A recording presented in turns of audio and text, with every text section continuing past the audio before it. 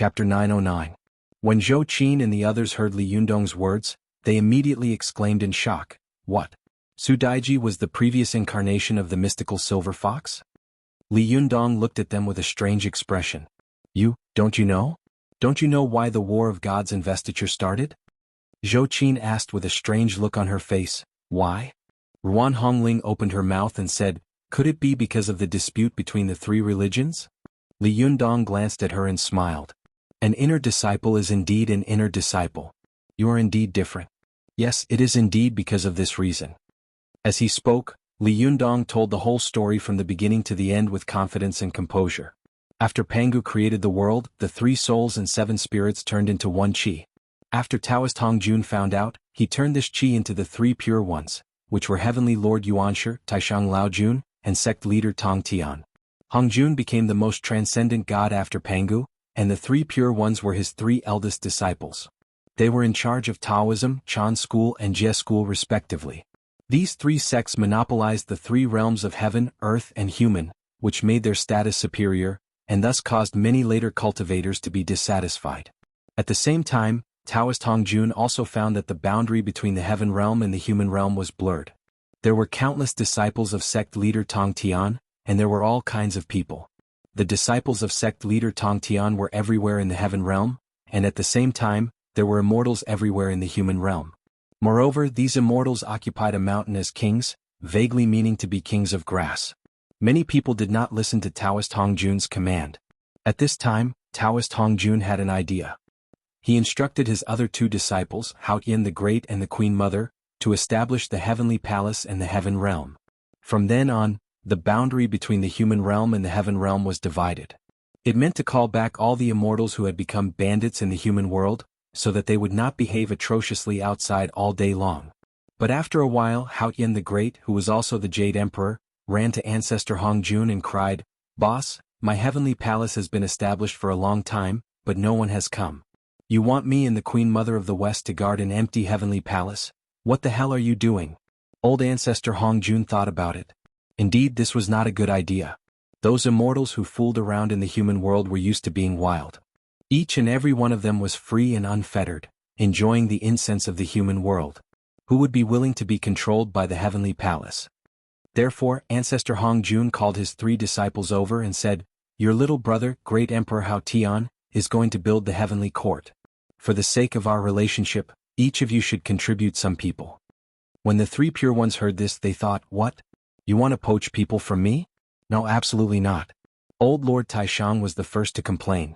"Boss Hongjun, I only have 1 disciple. Don't tell me you want to poach my disciple as well?" Hongjun had to turn his head and say to Heavenly Lord Yuanshi, "You are my eldest disciple.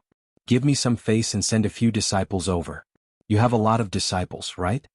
Heavenly Lord Yuanshi spread out his hands and said, "Boss, I have 12 golden immortals under me.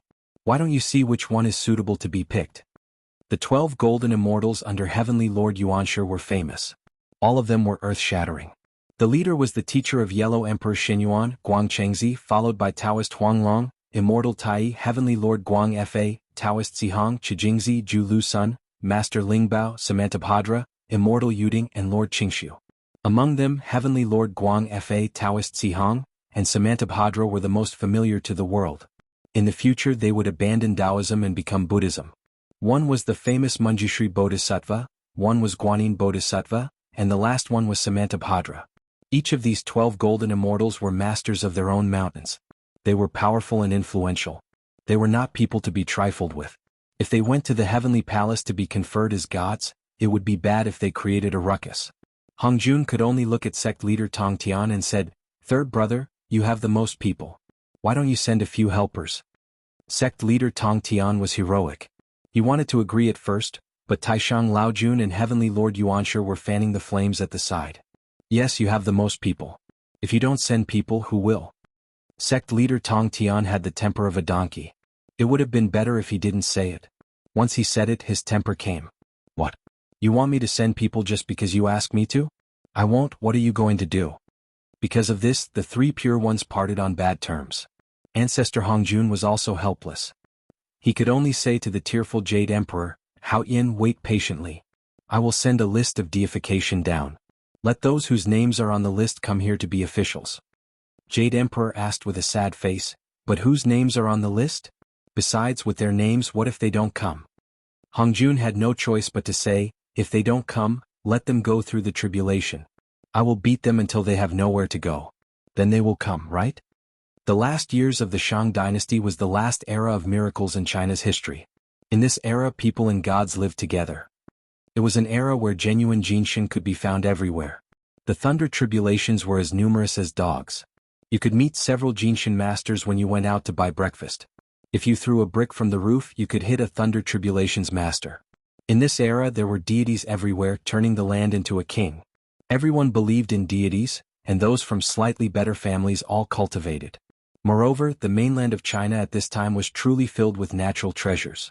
There were exotic beasts everywhere, and the land was not overly exploited.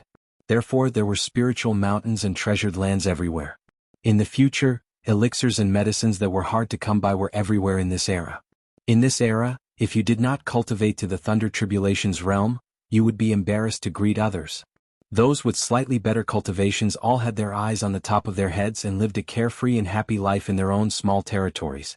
In the eyes of the later generations, becoming a god was an incomparably glorious and great thing, but in their eyes, it was really the most difficult thing in the world. If they could be a boss, why would they want to be someone else's helper? Therefore, the Jade Emperor also knew that even if Hongjun came out of the list of deification, none of these guys would be willing to come. But according to Hongjun, if they came, it would definitely cause chaos. The three realms of heaven, earth, and man would be in chaos. At this time, the Western sect master, Taoist Juanti, who would be the future ancestor Bodhi, keenly sensed the disharmony between the three sections. He had been assigned to the Western world by Hongjun, but what kind of place was the Western world? Was Xinjiang. Although there were immortal treasures like Kunlun Mountain and Heaven Lake, there were more places in the desert. Moreover, this place was sparsely populated. How could there be incense offerings? Therefore, Ancestor Bodhi knew that if he wanted to be promoted, he had to disturb the central world. Therefore, he suggested, Master Hongjun, now that the human realm is the world of Qing Tang, why don't you let the Emperor of Qing Tang come to the heaven realm, discuss with him, and then ask him to cooperate? Hearing that, Hongjun thought, not bad, this is a good idea. But I can't see the Emperor of the human realm. Otherwise, all the emperors will come to see me in the future. Won't I be annoyed to death? Let him see Goddess Nviwa. Man was created by Goddess Nviwa, so naturally she was in charge. Although Hongjun's idea was good, it could not stop Ancestor Bodhi's ulterior motives. When King Zhou heard that Goddess Nviwa wanted to see him, he was instantly overjoyed. He took a bath and changed his clothes, dressed up properly, and went to the Goddess Nviwa's temple. But at this time, Ancestor Bodhi plotted against him behind his back. He used the art of seduction to confuse his mind, making King Zhou lose his mind. Then he left an obscene poem on the stone pillar of the Goddess Nviwa's temple. This time he made a big mistake. Goddess Nviwa was furious. *CK, I created all your ancestors. How dare you flirt with me? You really don't know what's good for you. Then she sent her strongest, most capable, and most beautiful subordinate to the mortal world, ready to disturb Qing Tang's 600 years of rule. At this time, the vigorous Great War of God's investiture officially began. Li Yundong spoke with confidence and composure. He was eloquent to begin with. At this time, his words were so eloquent that Zhou Qin, Ruan Hongling, and Lin Miao were really stunned. It took them a long time to come back to their senses. Lin Miao stammered, this most capable and beautiful subordinate of Goddess Nviwa. Could it be the mystical silver fox? Li Yundong said with emotion, in that life she was not called the mystical silver fox, but the nine-tailed celestial fox. At that time, the nine-tailed fox was still a god worshipped by the world. Su Chan also sighed softly and said, yes, at that time, we fox spirits still enjoyed the offerings and incense of the human world. But since the Tang dynasty, no one has believed in the nine-tailed celestial fox anymore. Lin Miao was curious and asked, I know Yu the Great. He is one of the three sovereigns in Yao Shan Yu's story. What was the result? Did he marry her? Su Chan nodded and said with a smile, yes. Yu the Great later married the nine-tailed white fox. As she spoke, she looked at Li Yundong happily, as if Li Yundong was going to marry her in the next second. Li Yundong tapped her nose with a smile and said, why are you smiling so stupidly? Su Chan giggled and said, nothing, I'm just smiling. The two of them were talking and laughing. Zhou Qin, who was standing to one side, finally came to her senses from what Li Yundong had said. She asked in confusion, "But isn't this the content of Investiture of the Gods?" Li Yundong looked at Zhou Qin with a strange expression. "Didn't Journey to the West also talk about Marshal Tianpeng? I met Lin Youfa before. This old guy asked Marshal Tianpeng to possess him several times. At that time I almost couldn't beat him." As he said this, he smiled and said to Zhou Qin, "Tell me, how did Master Guan become a god? His title is not small, and his divine power is far superior to that of the Holy Emperor Guan." Zhou Qin said tentatively, "Could it be that he became a god after the romance of the Three Kingdoms?" Li Yundong clapped his hands and said, "That's right. In the first year of Chongning, Emperor Huizong of the Northern Song dynasty, he was only posthumously recognized as Duke Zhonghui. In the third year of Chongning he was posthumously recognized as Jinjuan Chongning. Although he had been promoted, he was still a human being. At the end of the Yuan dynasty and the beginning of the Ming dynasty, when the Romance of the Three Kingdoms came out, he was immediately promoted to a very high position. In the 42nd year of Wanli, during the period of the Ming Xin sect, Emperor Wanli conferred him the title of the Holy Emperor Guan. From then on, Master Guan officially became a god. Only then did Zhou Qin understand. "Ah, I finally understand what Master meant when you said that Buddha fights for an incense stick. When the common people think that you have become a god, then you are a god. So in order to compete for the faith of the common people, sects fight with each other. Whoever has more believers will have more power." Li Yundong nodded with a smile and said, "Yes, that's what I mean." As he spoke, he sighed and said, "In the last years of the Shang dynasty, before the Great War of Gods investiture began, human beings and gods lived together, so the common people could see flying immortals every day. Naturally they believed in gods. But after the Great War of Gods investiture, immortals were no longer allowed to live in the world, and mortals were not allowed to go to the heaven realm. Because of the separation between human beings and gods, there was no more contact. Slowly the common people did not believe in gods as before." At this time Ruan Hongling asked in confusion, "After saying so much, what should we do? How can we find the mystical silver fox?" Li Yundong looked at them helplessly and said, "Su Chan and I originally wanted to hide aside with the help of the invisibility talisman of the goddess Nenya Seal and watch the situation in secret, waiting for the mystical silver fox or Su Daiji to appear. If the mystical silver fox comes forward to see Su Daiji's true body of the nine-tailed celestial fox, then we will go forward to intercept her. If she doesn't show up, we will find a way to find her true body and make plans." Ruan Hongling looked at him unhappily and said, "Why do I feel that there seems to be something else in your tone?" Sure enough, Li Yundong sighed and said, "But you suddenly appeared and alerted the snake. Now we are all exposed. The mystical silver fox must have known that we followed her and chased after her. I think she won't show up easily again." Only then did Ruan Hongling know what a big mistake she had made. She was a little annoyed in her heart, but she refused to admit defeat. She said stubbornly, "Then let's go find Su Daiji. Isn't the mystical silver fox looking for her? Let's take Su Daiji directly and see if she comes out." As she said this, she felt that her idea was really wonderful, so she said proudly, "This is called catching the king first to catch the thief." Chapter 9-10. Li Yundong and Su Chan were stunned by Ruan Hongling's words, and they looked at each other in dismay. Seeing their expressions, Ruan Hongling couldn't help but feel guilty. She braced herself and said, "What? Isn't it wrong to capture the leader first?" Li Yundong said with a wry smile, "It's easy for you to say. I won't talk about whether Su Daiji is powerful or not, but do you know how many masters there are in Zhaoga City? I won't talk about Grand Tutor Wen. This is Universal Tianzuan, who will be conferred the title of Jiutian Inyuan Thunder God in the future. I think you also know that he is the Thunder God of the Heavenly Palace, the commander of the 24 main gods, and his divine power is amazing. Moreover, do you know who the #1 master in Zhaoga City is?" Ruan Hongling asked curiously, "Isn't it Grand Tutor Wen?" Li Yundong shook his head and said, "I used to think it was Grand Tutor Wen like you, but when I came here, I realized that the #1 master of the Shang dynasty was not Grand Tutor Wen, but someone you could never imagine." At this time not only was Ruan Hongling curious, but Zhou Qin and Lin Miao also asked curiously, "Who is it?" Li Yundong said with a strange expression, "King Zhou." The three women gasped at the same time. "King Zhou of Shang? No way. He is the #1 master?" Li Yundong said, "Yes, think about it. King Zhou went to see Goddess Nviwa and left a poem to flirt with her. Why didn't Goddess Nviwa kill him immediately for such a sin? With Goddess was divine power, it should be no problem for her to kill an ordinary mortal, right? Zhou Qin said curiously, yes, then why didn't Goddess Hua do it herself? Is it because she doesn't want to dirty her hands? Li Yunyang sneered and said, don't joke. King Zhou is the supreme emperor of the mortal world after all. His status is high.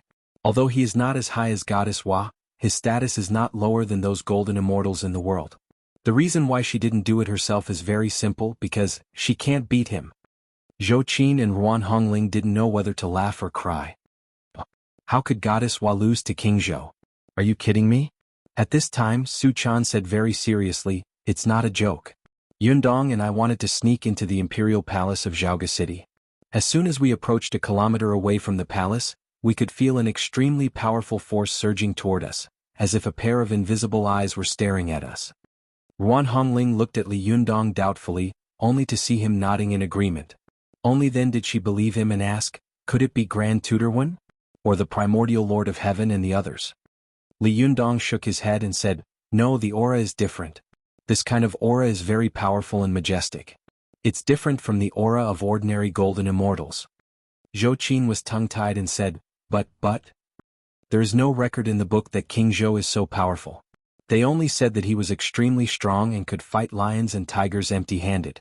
Li Yundong sighed and said, the books also say that cultivation is futile. Think about it, in this era people and gods are living together.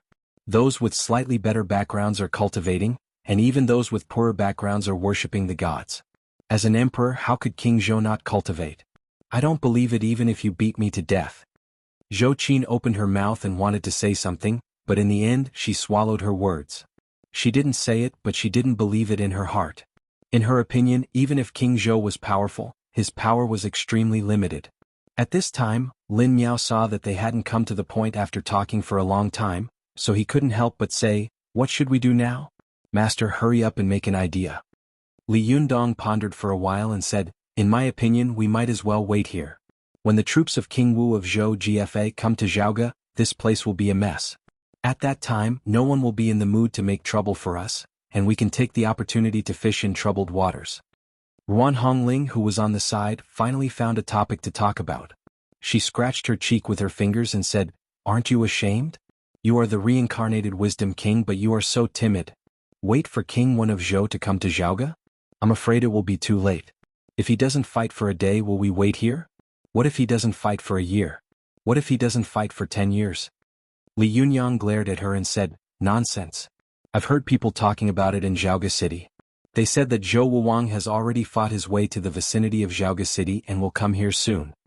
Zhou Qin suddenly understood and said, ah, I see. No wonder Zhaoga City is so heavily guarded. So many people came here when we made a little noise. Li Yundong scolded with a smile, you call this a little noise? You call King Zhou, but that's what King Wen of Zhou and King Wu of Zhou call him. It would be strange if they didn't take you as a spy. Don't blame them for making a big noise. Zhou Qin smiled and said, Master, don't you also call him that? Li Yundong said with a smile, I won't call him that in front of his subordinates. What's the difference between that and a slap in the face? At this time Lin Miao couldn't help but say, wait, I know I may be the most useless and have no right to speak, but what should we do now? Do we stay here and continue to wait? Li Yundong looked at Lin Miao and said, no, Lin Miao, tell me your idea. Lin Miao was a very assertive woman, which could be seen from the fact that she had resolutely gone from the west to the east and left Europe for Asia in order to pursue the path of cultivation. Although she maintained extreme awe for Li Yundong, she did not abandon her extremely rare independent thinking. She thought for a moment and said, Master, I think it's better for us to make a compromise. It doesn't seem good to keep waiting outside the city. If there is a fight over there, we will rush over. What if we are late? Li Yundong's heart skipped a beat. You mean we should sneak into the city first, then hide and wait to see what happens? Zhou Qin's eyes also lit up and she praised, yes, that's a good idea. It's better than waiting here. Li Yundong was not a headstrong person. He thought for a moment and nodded. Okay, let's do as you say, Lin Miao. Ruan Hongling said proudly, look, it's my idea. Li Yundong, after you sneak into the city, in for a penny, in for a pound, in for a pound? Li Yundong glared at her angrily. You want to catch Daji, don't you? What's wrong with you? Why do you always have trouble with Daji? Our goal is the mystical silver fox. Ruan Hongling said curiously, the mystical silver fox is the reincarnation of Daji. If we kill her in her previous life, won't her reincarnation be gone? You're so stupid. Li Yundong said, Yes, I'm stupid. You're smart. Jinren Ruan, can you go and fight with the fighters in Zhaoga City? Ruan Hongling curled her lips and said, Of course I can't, but I didn't expect that you, the reincarnated Wisdom King, can't either. Humph, with so many of us helping you, you still don't dare. I really don't know what to say to you. Li Yundong was so angry that he laughed. It's because of your helpers that I can't beat them. Ruan Hongling was so angry that she screamed and made threatening gestures. What did you say? Li Yundong, don't think that I'm afraid of you just because your cultivation is high now. If you have the ability, say it again. Li Yundong smiled and said, I won't say good things twice. As he said this, he turned his head and said to Zhou Qin and Lin Miao beside him with a smile, I'm not talking about you. Don't think too much. Zhou Qin glanced at Ruan Hongling and pursed her lips into a smile. Lin Miao also chuckled. Li Yundong turned around and patted Su Chan's shoulder, who was trembling with laughter. He said, Let's go back to Zhaoga City. As he said this, he left with Su Chan and the others. Only Ruan Hongling was so angry that she stamped her feet. She shouted behind Li Yundong, Hey Li, what do you mean? Am I the only one who is dragging my feet? Hey, make it clear. Li Yundong just turned a deaf ear to her. He smiled and enjoyed the scenery of China 3,000 years ago with Su Chan, Zhou Qin and Lin Miao. Zhou Qin, Lin Miao and the others had found Li Yundong, so they were relieved. Although they were in an era where Jinshin were everywhere and there were as many thunder tribulations as dogs, their cultivation was completely insignificant in this era, and their personal safety could not be guaranteed at all. They did not see the slightest worry. It seemed that as long as Li Yundong was by their side, even if all the gods and Buddhas came, they could sleep peacefully. The group of them chatted and laughed, just taking it as a sightseeing tour. When they arrived at the foot of Zhaoga City, the sun was already setting. In this era, the city gate closed very early. Before the sun set, the city gate was about to close. Li Yundong, Su Chan, and the others glanced at it and said, Oh, the city gate is going to close. Hurry up and go in. Go in? Can't we fly in at night? Zhou Qin asked curiously. Li Yundong shook his head and said, Are you kidding? There are so many masters in this city. If you fly in, you will have to mobilize your Jinchi. As soon as you mobilize your Jinchi, your breath will be exposed, and they will be able to discover your existence. Lin Miao asked curiously, Then what should we do? Li Yundong glanced at her and had an idea. He said with a smile, You can pass if you cover your face with a cloth. Lin Miao blinked and looked down at her dress. She gritted her teeth, bent down, and tore off a large piece of the dress with a tearing sound. Then she covered her face with it. Her voice came from behind the cloth, Like this? Li Yundong, Su Chan, and the others looked at her and saw that she was dressed like an Arabian woman. They immediately laughed. Su Chan rolled her eyes at Li Yundong and reached out to pull the cloth off Lin Miao's face. She said, Don't listen to his nonsense. He's making fun of you. Lin Miao didn't know whether to laugh or cry. Master, my dress is a limited edition Chanel Autumn 2009. You can't buy it now. Li Yundong pulled a long face and tried to hold back his laughter. He said, Well, I'll give you a strong Taoist robe when we go back. It's guaranteed that you'll wear it for the rest of your life. Although Lin Miao was wholeheartedly devoted to the Tao, she still had a heart that loved beauty. Moreover, when she first thought about cultivation, it was because she knew that cultivation could allow her to maintain her youthfulness. She had also seen those female cultivators wearing Taoist robes, and from an aesthetic point of view, it was really not flattering. She was a woman who loved beauty very much.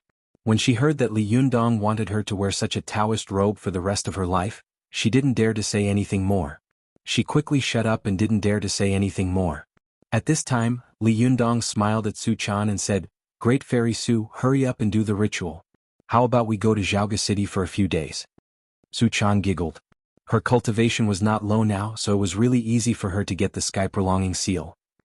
She cast a little spell and their figures disappeared. Li Yundong took them along the last stream of people to the city gate, holding their breath and waiting patiently for the people at the city gate to be checked one by one. Just as they were about to follow the souls in, an ear-piercing sound suddenly rang out. It was the ringtone of the theme song of Titanic, My Heart Will Go On. At this time there were few people at the city gate, and the guards at the gate were all listless and relaxed. However, the sudden ringing suddenly scared them and they shouted, What's that sound? Su Chan and the others were even more shocked. Li Yundong complained in his heart and thought, What the hell, which idiot still has a mobile phone? You can wear it, but you have to turn off the sound and mute it. Even if you don't mute it, you have to turn on the vibration. You guys are too unreliable. This time I'm going to die because of you. Sorry, there are too many things to do today, so it's late. Sorry. Everyone don't wait, it's the last update today. In addition, a book friend asked me about Jibokeo.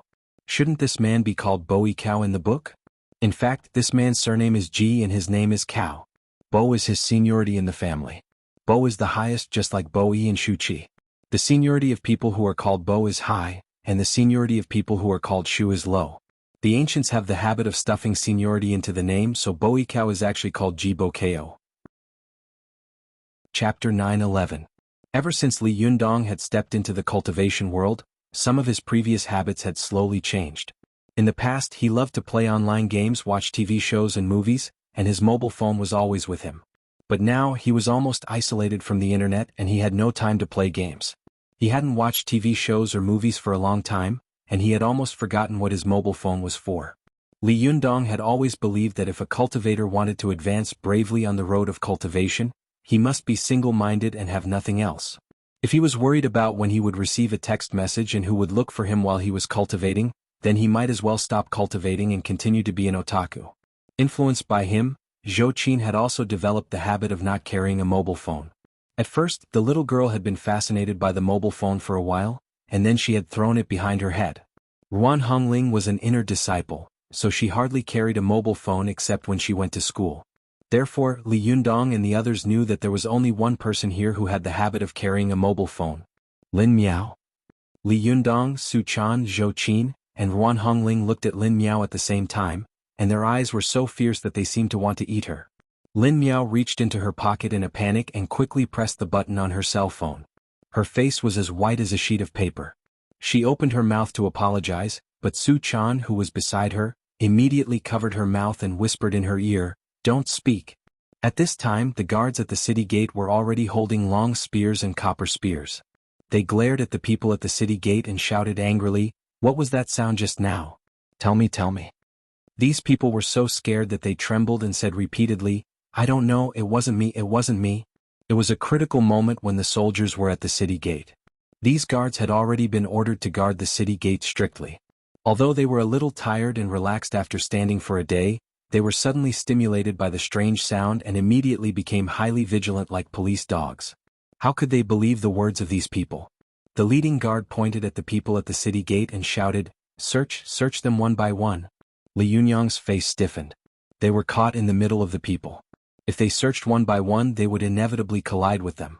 Once they collided with them, they would immediately notice that something was wrong. Moreover, this was an era where everyone cultivated, and it was also the twilight era of the gods in the mortal world. People in this era watched sects fight and immortals fight every day. They had seen all kinds of strange things. If modern people saw the goddess Nyan Seal, they would probably be so shocked that they would think that they had lost their minds and were hallucinating. But people in this era would immediately understand what was going on when they saw it. If these guards found out that something was wrong, Li Yundong and the others would immediately be exposed. It would be a little difficult for them to escape this time.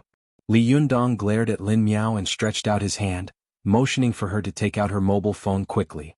Lin Miao pulled out his phone with sweat all over his forehead. He looked like a primary school student who had done something bad.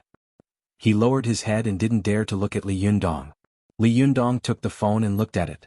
He was dumbfounded when he saw that there was a missed call on the screen. It was from Feng Na. Holy shit, what a scam. How could the signal from 3,000 years later be transmitted to 3,000 years ago? Was there a mistake? What was going on? Li Yundong stared at the phone and didn't say anything for a long time. Seeing that the guards were getting closer and closer, Zhou Qin couldn't help but feel anxious. She quickly pulled Li Yundong's hand and motioned for him to think of a way. Li Yundong looked up and saw that the guards in front of him were like wolves and tigers, forcing the people to open their bags and even take off their clothes. Most of the people knelt down and kowtowed to beg for mercy.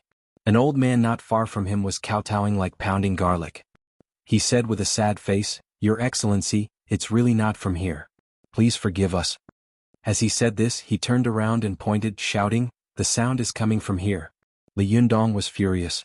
He held the phone, quietly mobilized his jinchi, and put the phone in his hand into the pocket of the old man's clothes not far from him.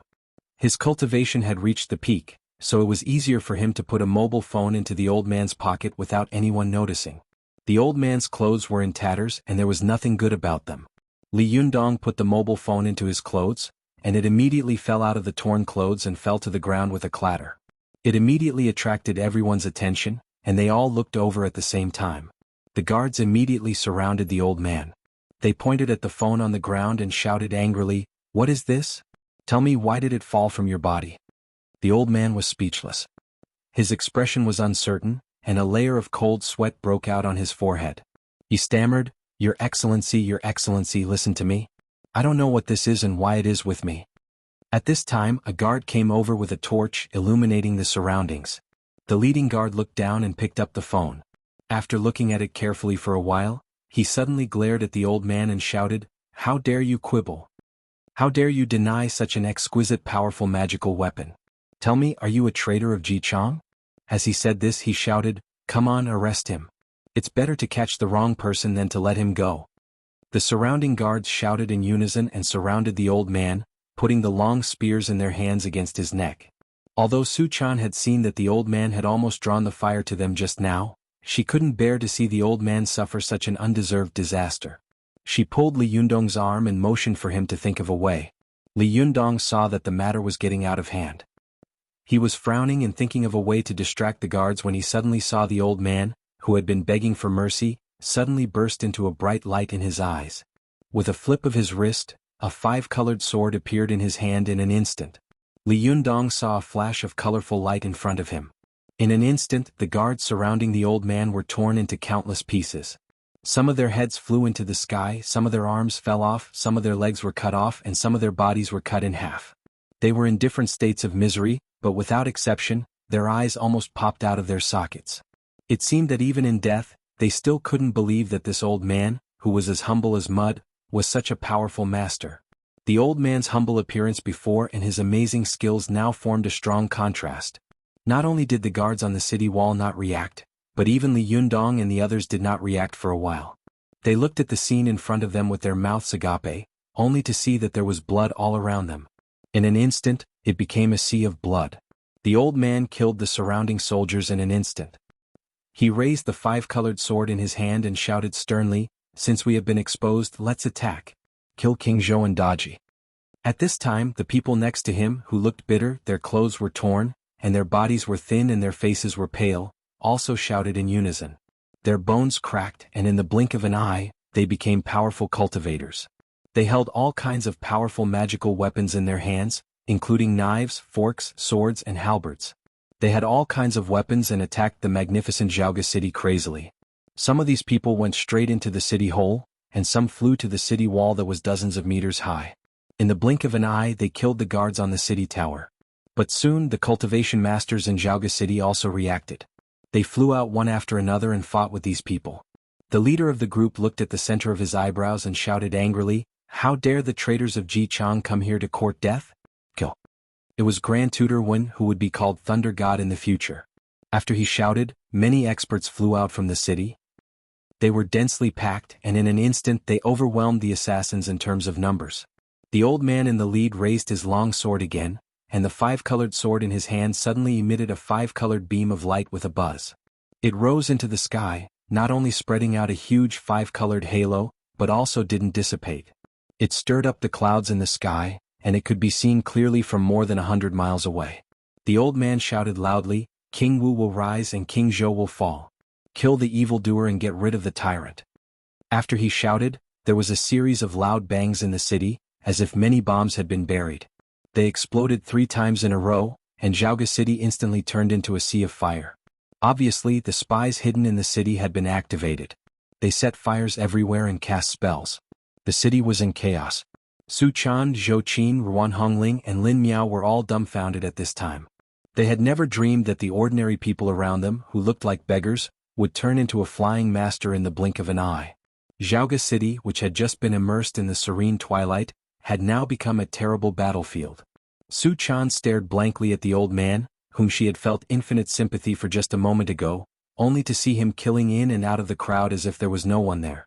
She swallowed hard and said dryly to Li Yundong, "Yundong, you are really amazing. You can control yourself." At a glance, You can see that this old man is on King Wuwang's side. Zhou Qin and Lin Miao also nodded like chickens pecking rice. They looked at Li Yundong with great admiration and said, "Yes, yes, master, you are so powerful. How did you know?" Ruan Hongling also said with admiration, "Li, you are good. You have the fiery eyes." The heavenly eyes could see the changes in people and all the illusions in the world, but Li Yundong was the reincarnated Wisdom King. The immovable Wisdom King was famous for his fighting skills, and most of the 5 great magical powers of Buddhism were not used for fighting, so he was not proficient in them.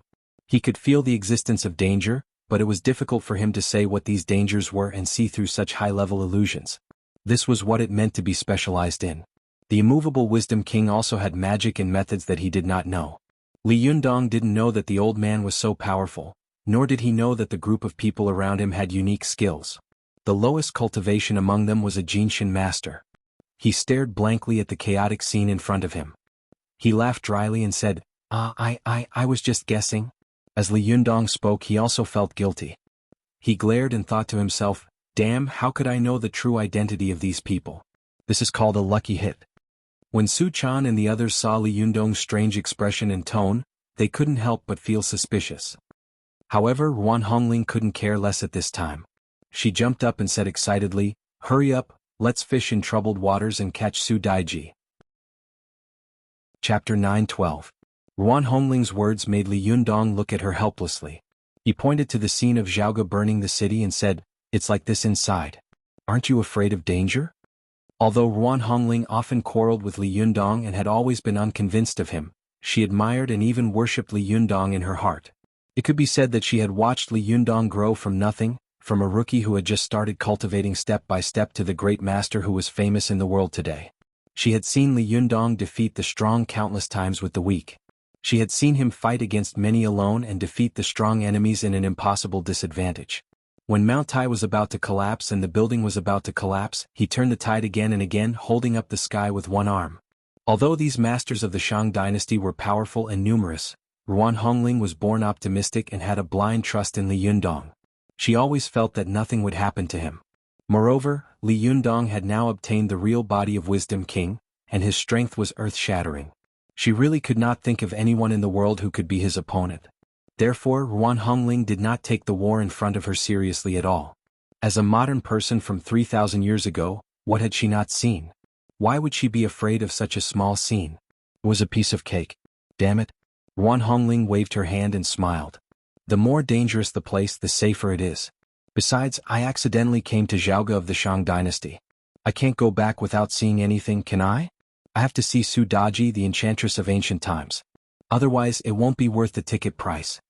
Zhou Qin, who was standing to one side, also looked at Li Yundong eagerly.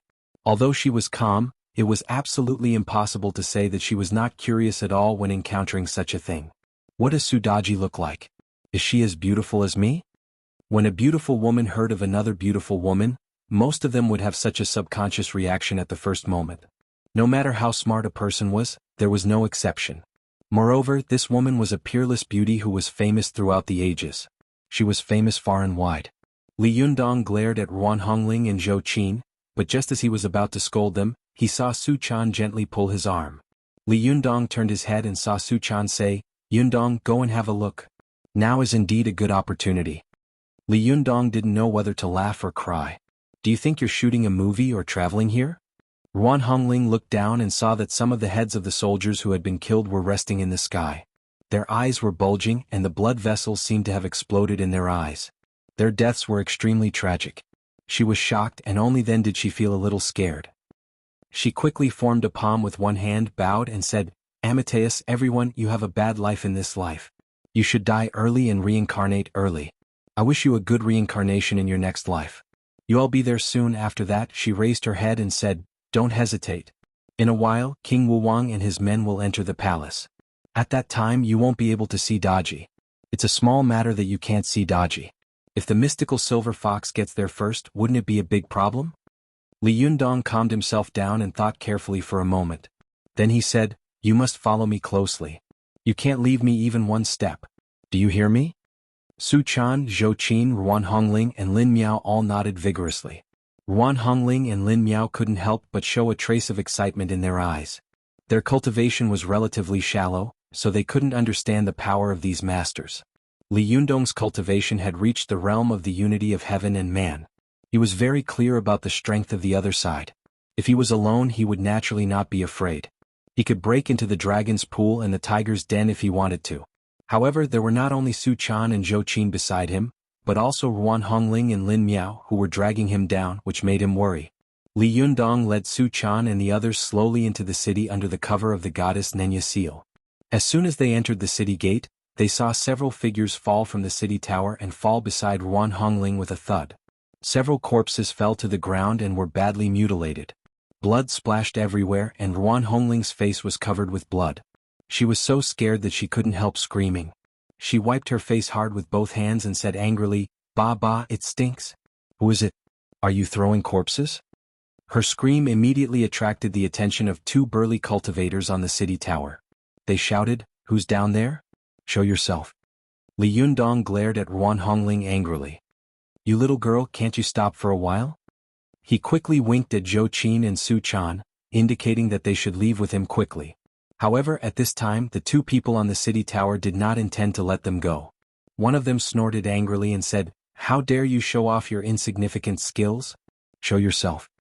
After that, he picked up a mirror in his hand and shone it at Li Yundong and the others. Almost there. A white light suddenly shot down from the mirror, immediately illuminating the figures of Li Yundong and the others, making it impossible for them to hide. Li Yundong had no choice but to turn around. Just as he was about to cup his hands and say, "You two, I'm just here to buy some soy sauce and hide. I'll leave in a while. You two take your time. I won't bother you." However, the other side refused to let them go. With a loud shout, they rushed toward Li Yundong. One of them was in the immortal Jinshin phase, and the other was in the immortal Jinshin phase. If it had been in the past, they would have been strong opponents for Li Yundong. However, Li Yundong didn't use much chi at this time. He pushed his palms toward the two people who were rushing at him like lightning. With two bangs, the palms of the three people collided. Suddenly, the two people's bodies shook, and with a scream, they were sent flying. But the two of them were really amazing. Just as their bodies were about to hit the wall behind them like cannonballs, they actually pushed their heels back, and the tips of their toes touched the corner of the wall. They converted the force of their forward momentum into upward momentum, and they jumped onto the wall in one fell swoop. The two of them hadn't expected that Li Yundong would be so strong as to send them flying as soon as they met. Their faces suddenly changed. They pointed at Li Yundong and said angrily, "You are helping the wicked. You will die a horrible death in the future." After saying that, they flashed to the side without saying a word. It was unknown whether they were looking for a place to heal their wounds or to call for help. Li Yundong quickly turned to Su Chan and said, "What are you waiting for? Hurry up and go." Su Chan and the others seemed to wake up from a dream and followed Li Yundong into the streets of the city. At this time, Zhaoge City was already in chaos. There were people running around in panic everywhere. There were towering flames and deafening shouts everywhere. It was unknown how many spies of the Zhou dynasty had lurked in and were fanning the flames everywhere. Li Yundong and the others were dressed strangely. The men were tall and handsome, and the women were graceful and beautiful. Although it was night, they were very eye-catching against the light of the flames. After taking a few steps, they were stared at by another group of people. This group of people was obviously much larger than the previous two. There were 13 or 14 people, and all of them were in the Jinshin phase. The leader's eyes were as sharp as lightning, and he was a master of the lightning retribution phase. When this group of people saw Li Yundong, they were suddenly stunned and then shouted angrily, "Stop, who are you?" Li Yundong sighed in his heart. He fixed his eyes on the clothes of the people opposite him and saw that they were dressed the same as the two people he had met before. They were all wearing gray linen gowns with one arm bare and a headband on their heads. He said, "Don't get me wrong. We are the subordinates of King Wu. We are here to help you fight against King Zhou. Please do us a favor." Before he could finish his words, the leader said angrily, "King Wu is a bastard. You slandered my king, King Zhou. You are courting death. Kill him." Suddenly, more than a dozen people shouted angrily, and the weapons and powerful magical weapons in their hands smashed toward Li Yundong's head. Su Chan and Zhou Qin, who were standing to one side, were shocked. Just as they were about to fight, they saw Li Yundong slap the ground with his palm. Suddenly, the bluestone slabs on the ground were lifted up like a carpet. In an instant, a violent wave rolled up and rushed high, smashing toward the dozen people coming toward them like a collapsing pillar. The dozen people were shocked and hurriedly used the weapons and powerful magical weapons in their hands to protect their bodies. After they blocked this fierce blow, they took a closer look and found that Li Yundong and the others had disappeared. The leader was furious. "Chase after him." As he spoke, he chased along the street. After they left, Li Yundong and the others flashed out from a dark corner. Li Yundong glared at Ruan Hongling and said, "This is your good idea. We have been in danger twice along the way. The more people we meet, the stronger they are. Will there be a gold immortal next time?" Ruan Hongling smiled embarrassedly and said, "How would I know that we were so unlucky?" As she said this, she clapped her hands and said, "Don't worry, there won't be so many people. Let's go quickly."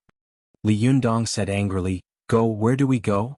Ruan Hongling shrank her head and muttered in a low voice, "How would I know?" Li Yundong glared at her, turned to look at Zhou Qin and said, "Where do you think we should go?" Zhou Qin calmed down, looked around carefully and said, "Master, let's go directly to the palace. Hide along the way and take more dark and narrow alleys." Li Yundong nodded, turned around and grabbed Su Chan's little hand. He whispered, "Follow me closely." Su Chan smiled sweetly and said, "Don't worry, I can protect myself." Li Yundong nodded and said, "I know." But even though he said this, he still held her hand tighter. They walked through the dark streets. On the way they saw several people searching, but they all avoided them. Seeing the magnificent, towering palace of DXN not far away, Ruan Hongling couldn't help pointing at the palace excitedly and saying, "We're almost there. Hurry up, hurry up." As she said this, she quickly rushed in the direction of the palace. At this time, Li Yundong and the others were in a narrow and dark alley, with the mansions of the nobles on both sides. They passed through the narrow alley and suddenly saw a very spacious square in front of them. There were 9 incomparably huge square cauldrons placed in 9 different directions. In the middle, there were 5 huge round cauldrons placed in 5 different directions. In the middle there was a towering statue of a god. It wore a crown on its head and held a sharp sword in its hand. Its eyes were fierce and it looked like it was alive. As soon as Ruan Hongling rushed out of the alley, she was so scared that she immediately stopped. She was stunned and looked in front of her in a daze. Li Yundong also rushed to the entrance of the alley, and suddenly his eyes widened. He subconsciously wanted to turn around and leave, but the street was so narrow that only one person could pass through. As soon as he stopped, Su Chan, Zhou Qin and Lin Miao squeezed over one after another. "Hey, don't just stand there. Get out, get out." Seeing that the legendary King Zhou and Daji were not far away, the little girl was also a little excited. She followed Ruan Hongling and urged them crazily. Seeing that Li Yundong was standing there in a daze, she stretched out her hand and pushed Li Yundong out. As soon as she pushed Li Yundong away, she only took a glance and was suddenly dumbfounded. Zhou Qin and Lin Miao, who were behind her, didn't know what had happened, but they pushed her out again in the same way. They came out one after another and looked at the square one by one. They were all stunned and speechless. Li Yundong turned his head and looked at Ruan Hongling and Su Chan with a wry smile. "You guys have done me in." Chapter 9:13. This was none other than the core hinterland of Zhaoga City, which was also the famous Deer Terrace Pavilion. Usually there were guards patrolling these places. Not to mention a person, not even a bird or a fly could fly in. But at this time Zhaoga City was in chaos. The guards who usually guarded Deer Terrace Pavilion were busy quelling the chaos everywhere, and the security of Deer Terrace Pavilion had greatly decreased. But even so, the huge square of Deer Terrace Pavilion was still densely packed with people. These people were divided into 2 groups, with the 9-5 bronze tripod as the middle line. They faced each other and were clearly divided. On the west side of the square of the 9-5 bronze tripod stood a large group of lightning retribution masters. Although they were all different in height, fat and thin, and their clothes were a little shabby, their eyes were full of divine light, as if they were about to spit out lightning. On the east side stood a golden-armored strongman. This golden-armored strongman looked extremely tall at first glance, half a body taller than the people around him. He leaned on a huge sword and looked down at the ragged rebels in front of him. His face was cold and he didn't say a word, looking extremely dignified. A lightning retribution master had earth-shattering power. With a raise of his hand, he could summon the wind and rain and change the world. When this large group of lightning retribution masters stood together, the momentum and pressure produced were really too terrifying. Even a top expert like Li Yundong was shocked by the suffocating pressure in front of him and didn't dare to act rashly. At this time, the amazing shouts and noises of Zhaoga City seemed to have gone far away. Deer Terrace Pavilion became extremely quiet. The dark clouds in the sky quickly gathered from all directions and hovered over the top of Deer Terrace Pavilion. The wind slowly blew around. The people on both sides were confronting each other. They both knew that if the other side made a move, it would definitely be an earth-shattering blow. Therefore, they both appeared particularly cautious and were looking at each other vigilantly and nervously. The air seemed to be filled with a dry smell of gunpowder. As long as a spark jumped out, it could immediately ignite the whole place and turn the world upside down. But at this time, Li Yundong and the others suddenly broke in. When these people saw Li Yundong and the other uninvited guests coming out from the side, they immediately looked at them in unison. There were probably hundreds of Thunder Retribution and Jinshin masters among these people. With so many eyes looking at them at the same time, it was really like hundreds of mountains falling from the sky, pressing down on Li Yundong and the others. Although Zhou Qin and Su Chan were behind Li Yundong, they were so shocked that they trembled when they saw so many eyes staring at them. Their chests felt as if they had been cut by a knife. They were in so much pain that they almost spat out a mouthful of blood. Li Yundong was shocked. He immediately took a step forward and stood in front of them like a giant. Although the pressure that had almost made Zhou Qin and Su Chan collapse was as fierce as a monstrous wave, Li Yundong was like an unshakable mountain. No matter how fierce the waves were, he remained motionless, and his expression did not change at all. The people on both sides were shocked at the same time. None of them knew Li Yundong and the others. They all secretly thought that they were the other side's helpers, so they were secretly vigilant. The leader of the guard standing on the side of Deer Terrace Pavilion thought to himself, "This person's cultivation is so high that I have never seen anyone in my life. Only my king Dxin can defeat him. In addition, I'm afraid that even Grand Tutor Wen is no match for him." The rebels on the side of the Western Zhou also looked at Li Yundong in surprise and doubt.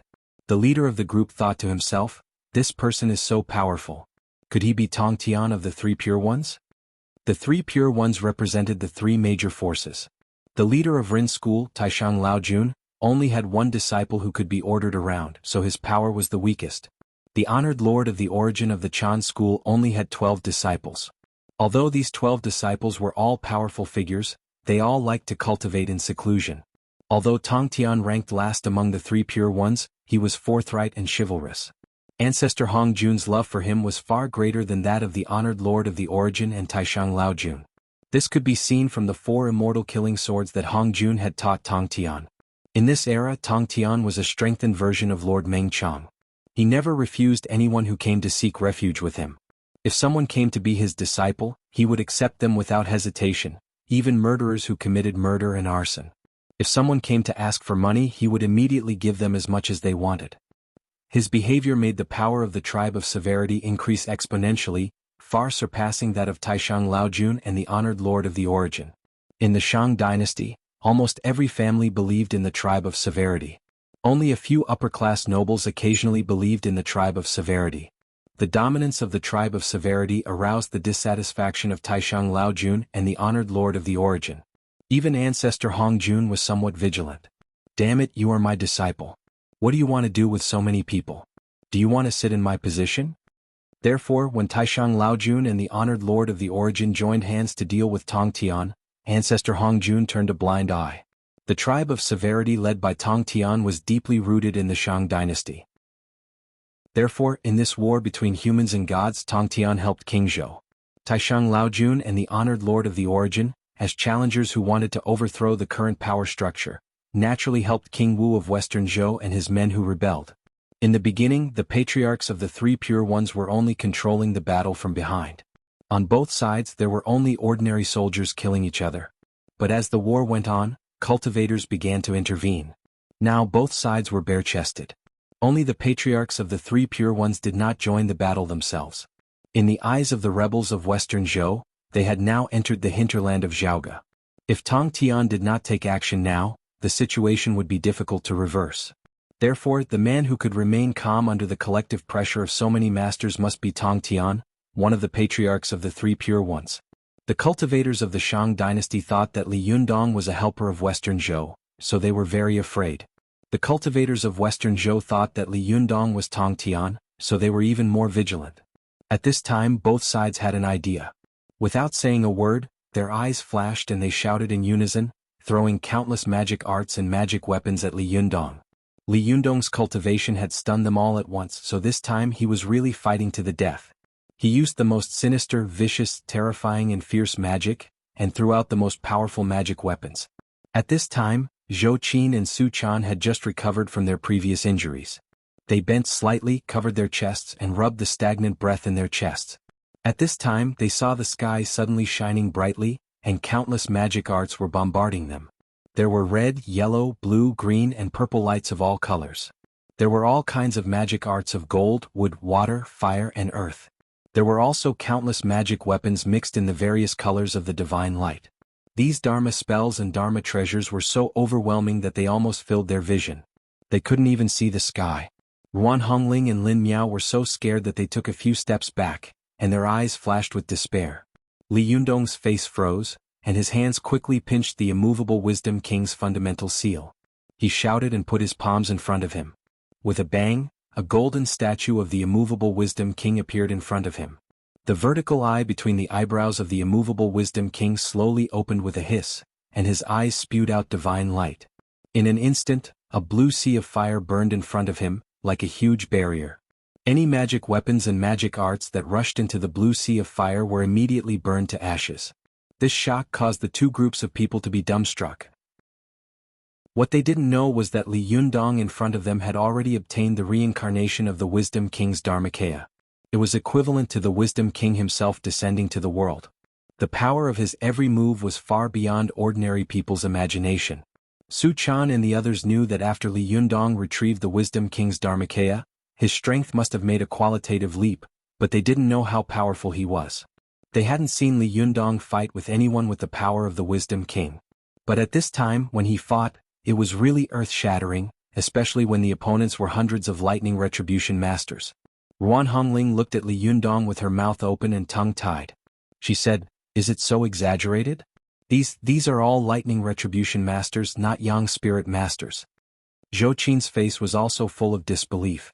When she first saw so many lightning retribution masters, she thought they were dead for sure.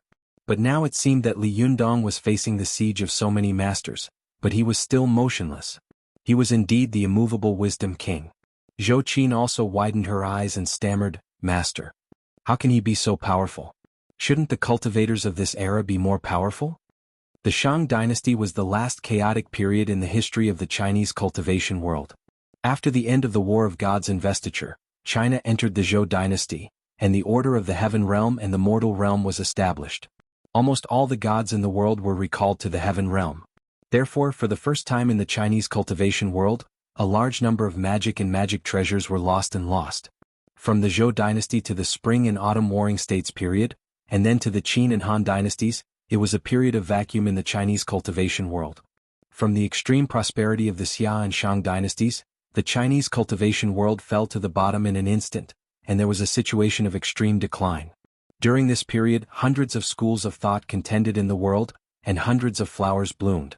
Various sects were established one after another, which also made the people have many beliefs, and the good and bad cultivators among the people were intermingled. It was not until the Han dynasty that the great Grandmaster Guhong appeared and founded the Danding sect. Zhang Daoling, a once-in-a-thousand-years genius, founded the Jingyi sect, a great cultivation sect that had been passed down for nearly 2,000 years. At this time, the Chinese cultivation world ushered in a second prosperity. This kind of prosperity continued in the tortuous course of history until the end of the Ming dynasty and the beginning of the Qing dynasty, which caused the Chinese cultivation world to slowly fall to the bottom again. It was not until the establishment of the Republic of China and the New China that the cultivation world completely fell to the bottom. During this period, the Chinese cultivation world had lost countless magic and magic treasures. Therefore, modern cultivators had always subconsciously thought that ancient cultivators must be more powerful. However, Zhou Qin and the others had ignored the fact that Li Yundong was already the incarnation of Wisdom King and had 100% of the power of Wisdom King. The power of Wisdom King not only came from Sakyamuni Buddha, but also from the huge power of faith. Moreover, although the magic and magic treasures of the Chinese cultivation world had been lost in the long river of history, in this long process, there had also been countless amazing cultivators who had created many powerful cultivation methods and magic. Especially in the Xia and Shang dynasties, there were spiritual mountains and rivers everywhere in China, which caused a large number of cultivators to pick these herbs and treasures excessively to refine elixirs or magic treasures. However, the selection of the medicinal materials of these magic medicines and magic treasures was all in units of thousands of years, or even hundreds of years. However, the number of people was always increasing. Slowly there were too many monks and not enough porridge. Where could they find so many elixirs of thousands of years and hundreds of years? It was also because of this that the Chinese cultivators were running out of resources, and the school of alchemy gradually declined. Zhang Buduan, the founder of the Jindan sect, appeared in the southern Song dynasty. He pointed out that since there were fewer and fewer elixirs, there was no need for us to seek the great way from the outside world.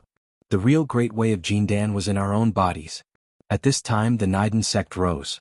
Although the Niden yang spirit cultivated by the Niden cultivators was relatively slow, its Jinqi was vigorous and majestic, far better than that of those who cultivated by taking elixirs. As long as the difference in strength was not too great, when the two sides fought, the external alchemy sect would almost collapse at the first touch and be completely vulnerable. Therefore, after the southern Song dynasty, the strength of the Niden sect surpassed that of the external alchemy at an astonishing speed. Although Li Yundong had entered the Tao with the external alchemy, he was essentially a Niden cultivator. Moreover, the Jindan yang spirit in his body at this time was condensed and majestic, unparalleled in the world. If he claimed to be second, no one would dare to claim to be first. At this time the cultivators of the Shang dynasty did not cultivate Niden. Almost all of them took elixirs or became immortals without exception. Therefore, in terms of Jinqi and Yang spirit, they were no match for Li Yundong. When Li Yundong showed his ability, he immediately shocked the whole audience. Chapter 9:14. Li Yundong didn't want to have anything to do with the two groups of people from the Shang dynasty and the Zhou dynasty at all. Although he had shocked everyone present, he didn't look complacent at all. He smiled slightly, put his palms together and said in a clear voice, "Amitabha, I'm just passing by and will leave soon. Please help yourselves." Although the situation was dangerous and unpredictable, his words almost made Su Chan laugh. Zhou Qin, Ruan Hongling and the others couldn't help but giggle. Ruan Hongling said in a low voice, "Bah, this guy is not serious again. What kind of monk is he?" It was around 1100 BC, 500 or 600 years before the birth of Sakyamuni Buddha. In other words, he had to wait for the Western sect's leader, Taoist Jain, to abandon Taoism and become a Buddhist. He would then lead Sakyamuni Buddha into Buddhism and worship him as the Lord. He would then transform from Taoist Jain into Amitabha Buddha. At this time there was only the Rin school, the Jie school and the Chan school. There was no trace of Buddhism. Li Yundong's actions made the cultivators of the Chan school and the Jie school not recognize any of them. Although they felt that it was strange, they didn't think that there was anything wrong. They all stared at Li Yundong with great vigilance, for fear that if he pounced on them at this time, the other party would take advantage of the situation. If that happened, the consequences would be unimaginable. Li Yundong glanced around and saw that he had successfully shocked the other party. He smiled and stepped back step by step without turning around. As he walked, he said in a low voice, "Are you all stupid? Hurry up and go." Only then did Su Chan, Zhou Qin, and the others wake up as if they had just woken up from a dream. They hurriedly turned around and got into the alley where they had come from. Li Yundong watched the scene vigilantly as he slowly retreated. After a few steps, his figure finally disappeared into the darkness. As soon as he sneaked into the darkness, he let out a long breath. His back was sweating profusely and he was sweating profusely. Seeing him like this, Zhou Qin couldn't help asking curiously, "Master, didn't I see that you were very powerful just now?" Li Yundong turned his head and glared at her. "Nonsense, these guys are just pawns. I'm not afraid of them, but what if they get angry and call out the big guy behind them? What should I do then?" Zhou Qin asked curiously, "Big guy?" Just as she said that, there was a rumble in Deer Terrace Square. A pillar of light shot up into the sky. When it reached the sky, it split into 7 different colors that spread in all directions. The colorful light extended all the way to the distant horizon. This movement was so loud that Li Yundong and the others looked up at the sky. After the 7 rays of light scattered in all directions, countless cracks suddenly appeared in the thick dark clouds in the sky. An old man riding a deer slowly walked out of it. After a while, a man riding a crane appeared behind him. As soon as Li Yundong saw this, he turned to Zhou Qin and said, "Did you see that? The big one is coming. A golden immortal has appeared." Su Chan was fascinated by the scene. She took his arm and asked, "Yundong, who are these people? Which one are you talking about?" Just as Su Chan was about to point to the sky, she saw more golden immortals appear one after another behind the two of them. Some of these people had robes that fluttered in the wind, while others had long sleeves that danced in the wind. Some of them had a youthful complexion, while some were handsome men. Some of them had strange appearances, while others had beautiful appearances. There were all kinds of men and women, and most of them were riding on rare and exotic beasts.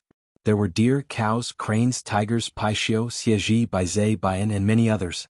The person in the lead was riding on a David's deer. His clothes were as white as snow, and even his eyebrows were white. These golden immortals appeared one after another. There were probably 20 or 30 of them. Su Chan's eyes widened. Li Yundong also looked at Su Chan speechlessly and said, "Can you still be sure who you are asking?" Su Chan laughed dryly and said, "How can there be so many golden immortals?" Li Yundong sighed. "It's really a cloud-piercing arrow, thousands of troops and horses come to meet. The 12 disciples of Heavenly Lord Yuanshi are all top experts among the golden immortals. You'll be there soon." Zhou Qin looked terrified and said, "Master, we'd better leave quickly. Don't get involved in their affairs." Ruan Hongling also looked up at the golden immortal masters in the sky. She said, 1, 2, 3, 4, 5, 6. 23, 24, oh my God. 24 golden immortals. There are so many golden immortals.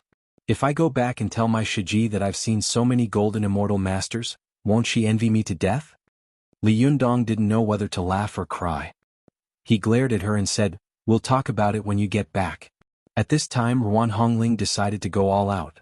She turned to Lin Miao and said, "It's a pity that you don't have your mobile phone with you. Otherwise you could take a photo and post it on the internet." After the fall of the Shang dynasty, Haotian the Great had gathered enough people, established the Heavenly Palace, and officially regulated the Heaven Realm. He had stipulated that immortals were not allowed to descend to the mortal world. If any immortals who descended to the mortal world were caught, they would be severely punished. Therefore it was a big deal to see a golden immortal in the mortal world. Moreover, once a cultivator reached the golden immortal realm, he would soon be summoned by the Heaven Realm to ascend. If there was a golden immortal who was unwilling to ascend, the Heaven Realm would send someone down to destroy the body of the golden immortal and forcibly take him up. In short, it was almost impossible to see a golden immortal in modern society. The probability was even smaller than winning the lottery 10 times in a row. Even if they saw one, they would probably ascend in the blink of an eye. Seeing 24 golden immortals in one go like Ruan Hongling and the others was really unprecedented since the end of the Shang dynasty. Li Yundong looked at Ruan Hongling speechlessly, feeling a headache coming on. He really didn't understand. How could a calm and elegant person like Zi Yuan have such a lively junior sister like Ruan Hongling? At this time Lin Miao also raised her head, her mouth wide open, almost able to fit her fist. She felt as if she was in a dream and did not reply to Ruan Hongling for a long time. Li Yundong looked at the many golden immortals in the sky and said, "With so many masters pressing down together, even a mountain will be crushed into powder. It seems that even God will perish and the Western Zhou dynasty will prosper." As he spoke, he suddenly heard an angry snort from the Deer Terrace platform. A figure flew straight into the sky toward the 24 golden immortals. Although it was night, there were colorful lights in the sky at this time, and the fire on the ground was burning the city. The fire soared into the sky, but this person's figure was clearly illuminated. Li Yundong and the others took a closer look and saw that the man was extremely burly, about 2 meters tall. He was wearing a cloak and a golden crown on his head. His face couldn't be seen clearly in the night, but Li Yundong and the others could feel an extremely domineering and majestic aura coming from this man. It was like a flaming volcano, and they could feel a blazing aura coming from him even from a great distance. Zhou Qin only felt that this person's aura was strong, and it was actually comparable to the power that Li Yundong had shown when he had fought against hundreds of Thunder Retribution Masters. She was suddenly shocked and blurted out, "Who is this person? He's so powerful. Why do I feel that this person's aura is even stronger than those golden immortals?" Li Yundong's face was solemn as he said in a low voice, "I don't know, but he is indeed a strong opponent." As soon as he finished speaking, the old man in the middle said in a clear voice, "King Zhou, you have been Qing Tang for 400 years, and the destiny of the country has come to an end. Why don't you give up early, lest the people be plunged into misery and suffering?" "This person is King Zhou?" Li Yundong and the others exclaimed in horror. At this time King Zhou, who was facing more than 20 golden immortals alone in midair, still remained calm. He shouted angrily, "Old thief LV Shang, do you dare to fight with me alone? LV Shang?" Su Chan blinked her eyes and said in surprise, "Jiang Xia?" This is Jiang Zia? No way. While they were shouting, Jiang Zia stroked his beard and said slowly, King Zhou, although you are brave, can you defeat the hearts of the people in the world? King Zhou laughed wildly and said, I am the hearts of the people, and I am the will of heaven.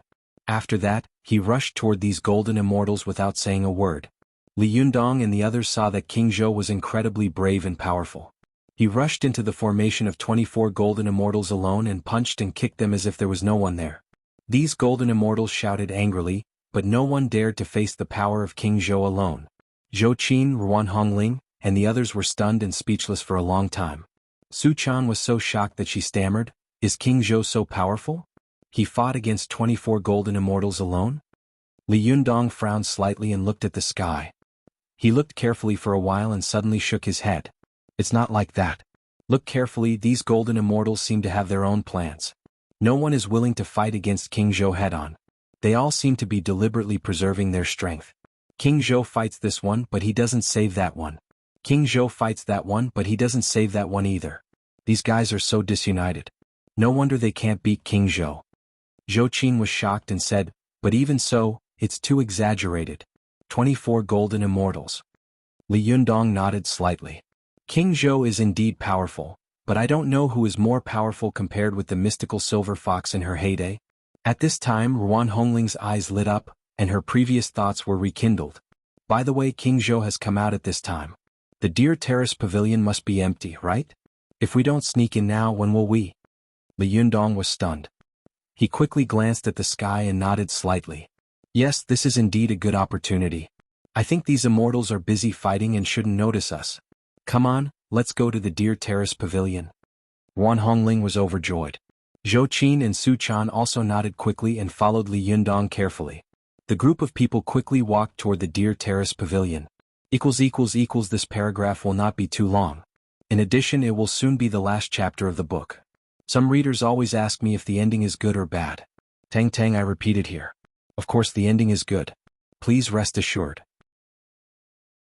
Chapter 9:15. At this time, Zhaoga City was even more chaotic than before. The Deer Terrace Square was in a mess. The huge bronze tripod which had stood upright had also fallen to the side. Blood flowed like a river on the ground. Many cultivators on both sides of the Shang and Zhou dynasties were lying in pools of blood. Most of them had died miserably.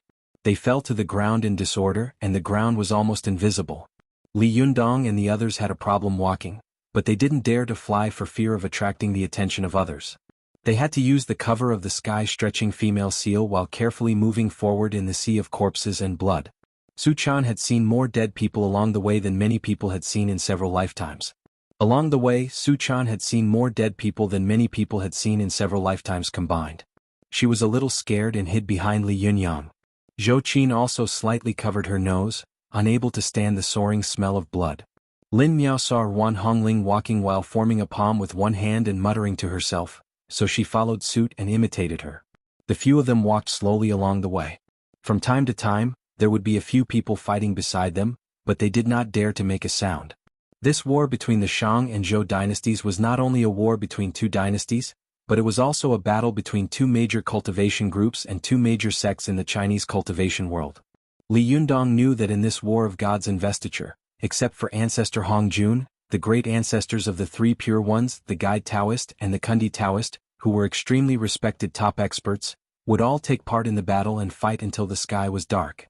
Although the patriarchs of the three pure ones had yet to show themselves, and the treacherous patriarch Subhuti and the Taoist of guidance had been hiding in the dark and watching all this, it was hard to say when sect leader Tong Tian would be able to fight the four overgods, Taishang Laozi, Yuanshi Chenzuan, Patriarch Subhuti, and Amit Ba all by himself.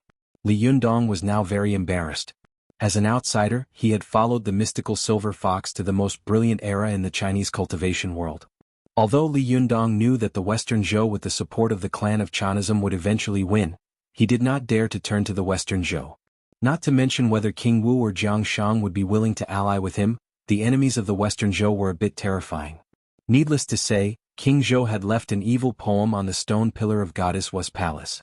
Goddess Wa did not dare to deal with him by herself, and sect leader Tong Tian was even more abnormal. At the same time he fought with Taishang Laojun, Yuanshi Chenzuan, Ancestor Bodhi and Amit Ba. Although he was defeated in the end, he did not die. Even in anger, he tried to use the immortal killing sword diagram to refine the four elements of wind, water, wood and earth, to open a new world and fight with the Chan school again. If sect leader Hongjun had not seen the signs of chaos in the Chinese world and brought sect leader Tong Tian to the Purple Palace, the history of China would not have been written like this in the future. Taishang Laojun, Yuanshi Qianzuan, Patriarch Puti, and Amitba. These four major gods were worshipped by a sect no matter where they were placed. However, sect leader Tong Tian was able to dominate all four of them by himself. His strength was truly unimaginable.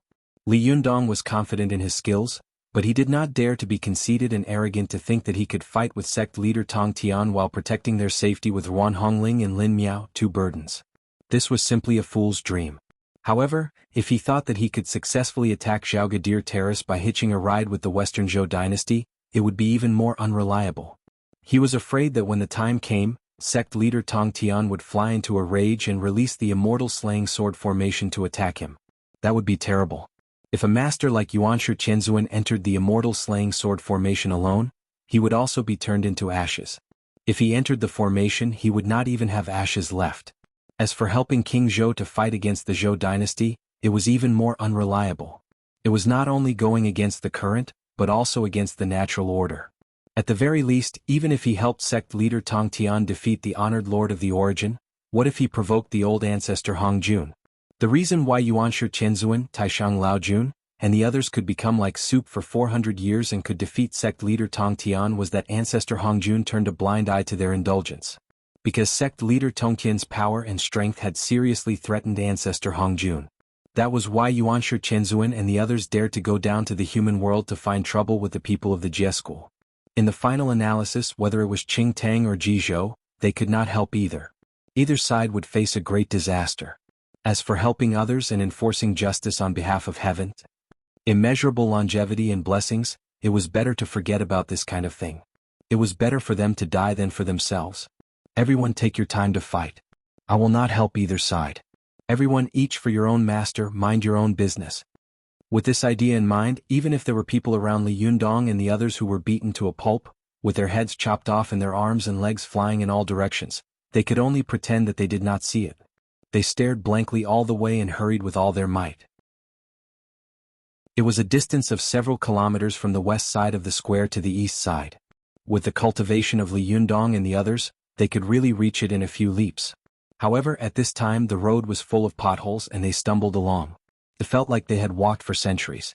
When they finally arrived at the foot of the Deer Terrace Pavilion, the side was finally empty. There was no longer a thick layer of corpses under their feet, but a hard bluestone staircase. Even though Li Yundong's cultivation was high, he could not help but feel a chill down his spine when he stepped into the mountain of corpses and the sea of blood. There was a terrifying massacre in front of him, and his ears were full of wailing and killing.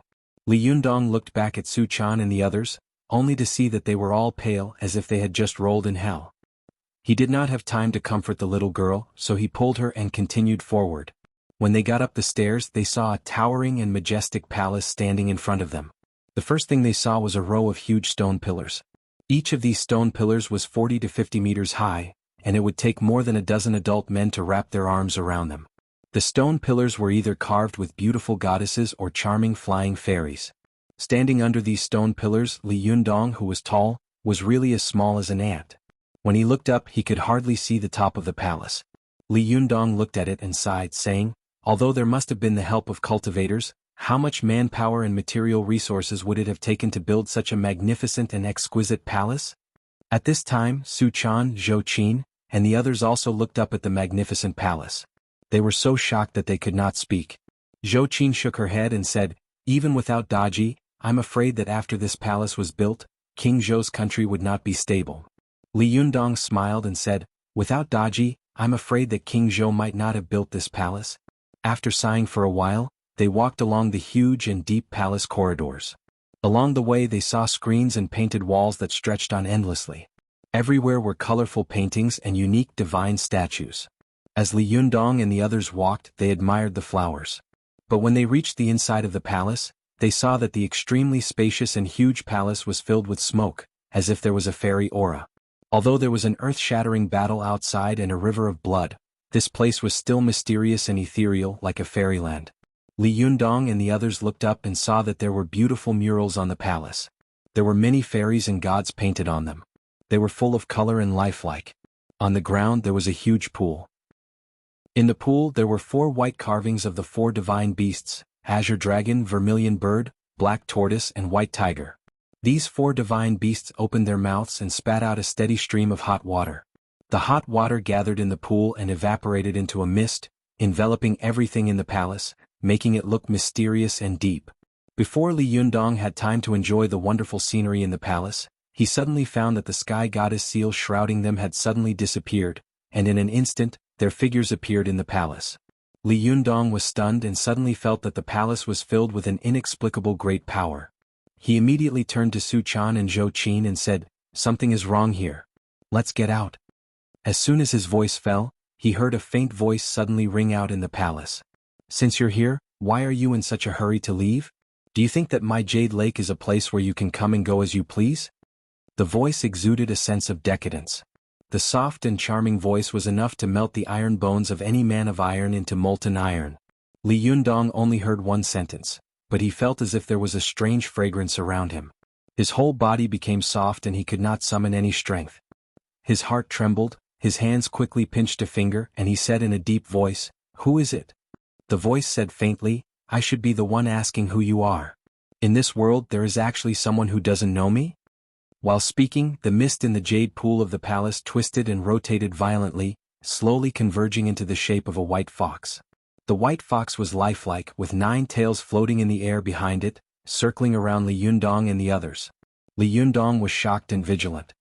He said word by word, "Su Daiji?" "Ah." Su Daiji giggled. "It seems that you still know me." Zhou Qin, Su Chan, and the others were nervous and curious at this time.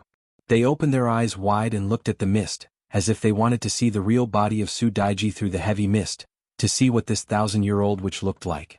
Li Yundong saw the mist around him twisting and rolling, sometimes turning into a 9-tailed celestial fox running and jumping, and sometimes into a charming woman, teasing and seducing.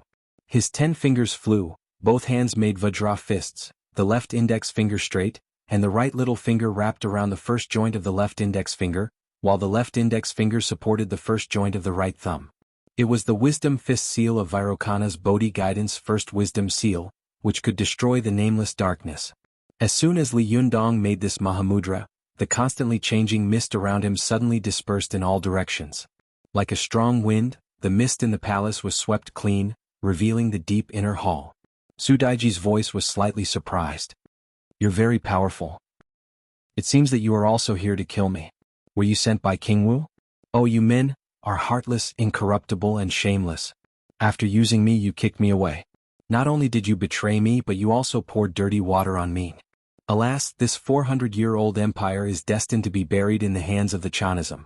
What does this have to do with me?" Su Daiji said faintly.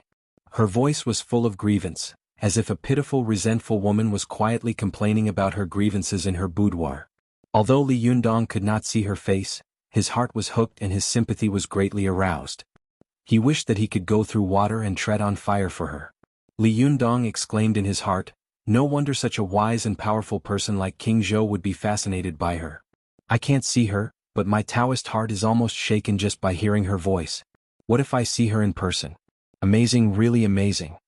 Li Yundong calmed down and said, "Su Daiji, we are not Qing Tang, nor are we from Western Zhou." Su Daiji said in surprise, "You are not from King Wu's side? Nor are you from my king's side?" Bang. As she said this, her voice became cold. "Could it be that you are the person sent by Her Majesty to kill me?" As she said this, her voice suddenly became incomparably fierce.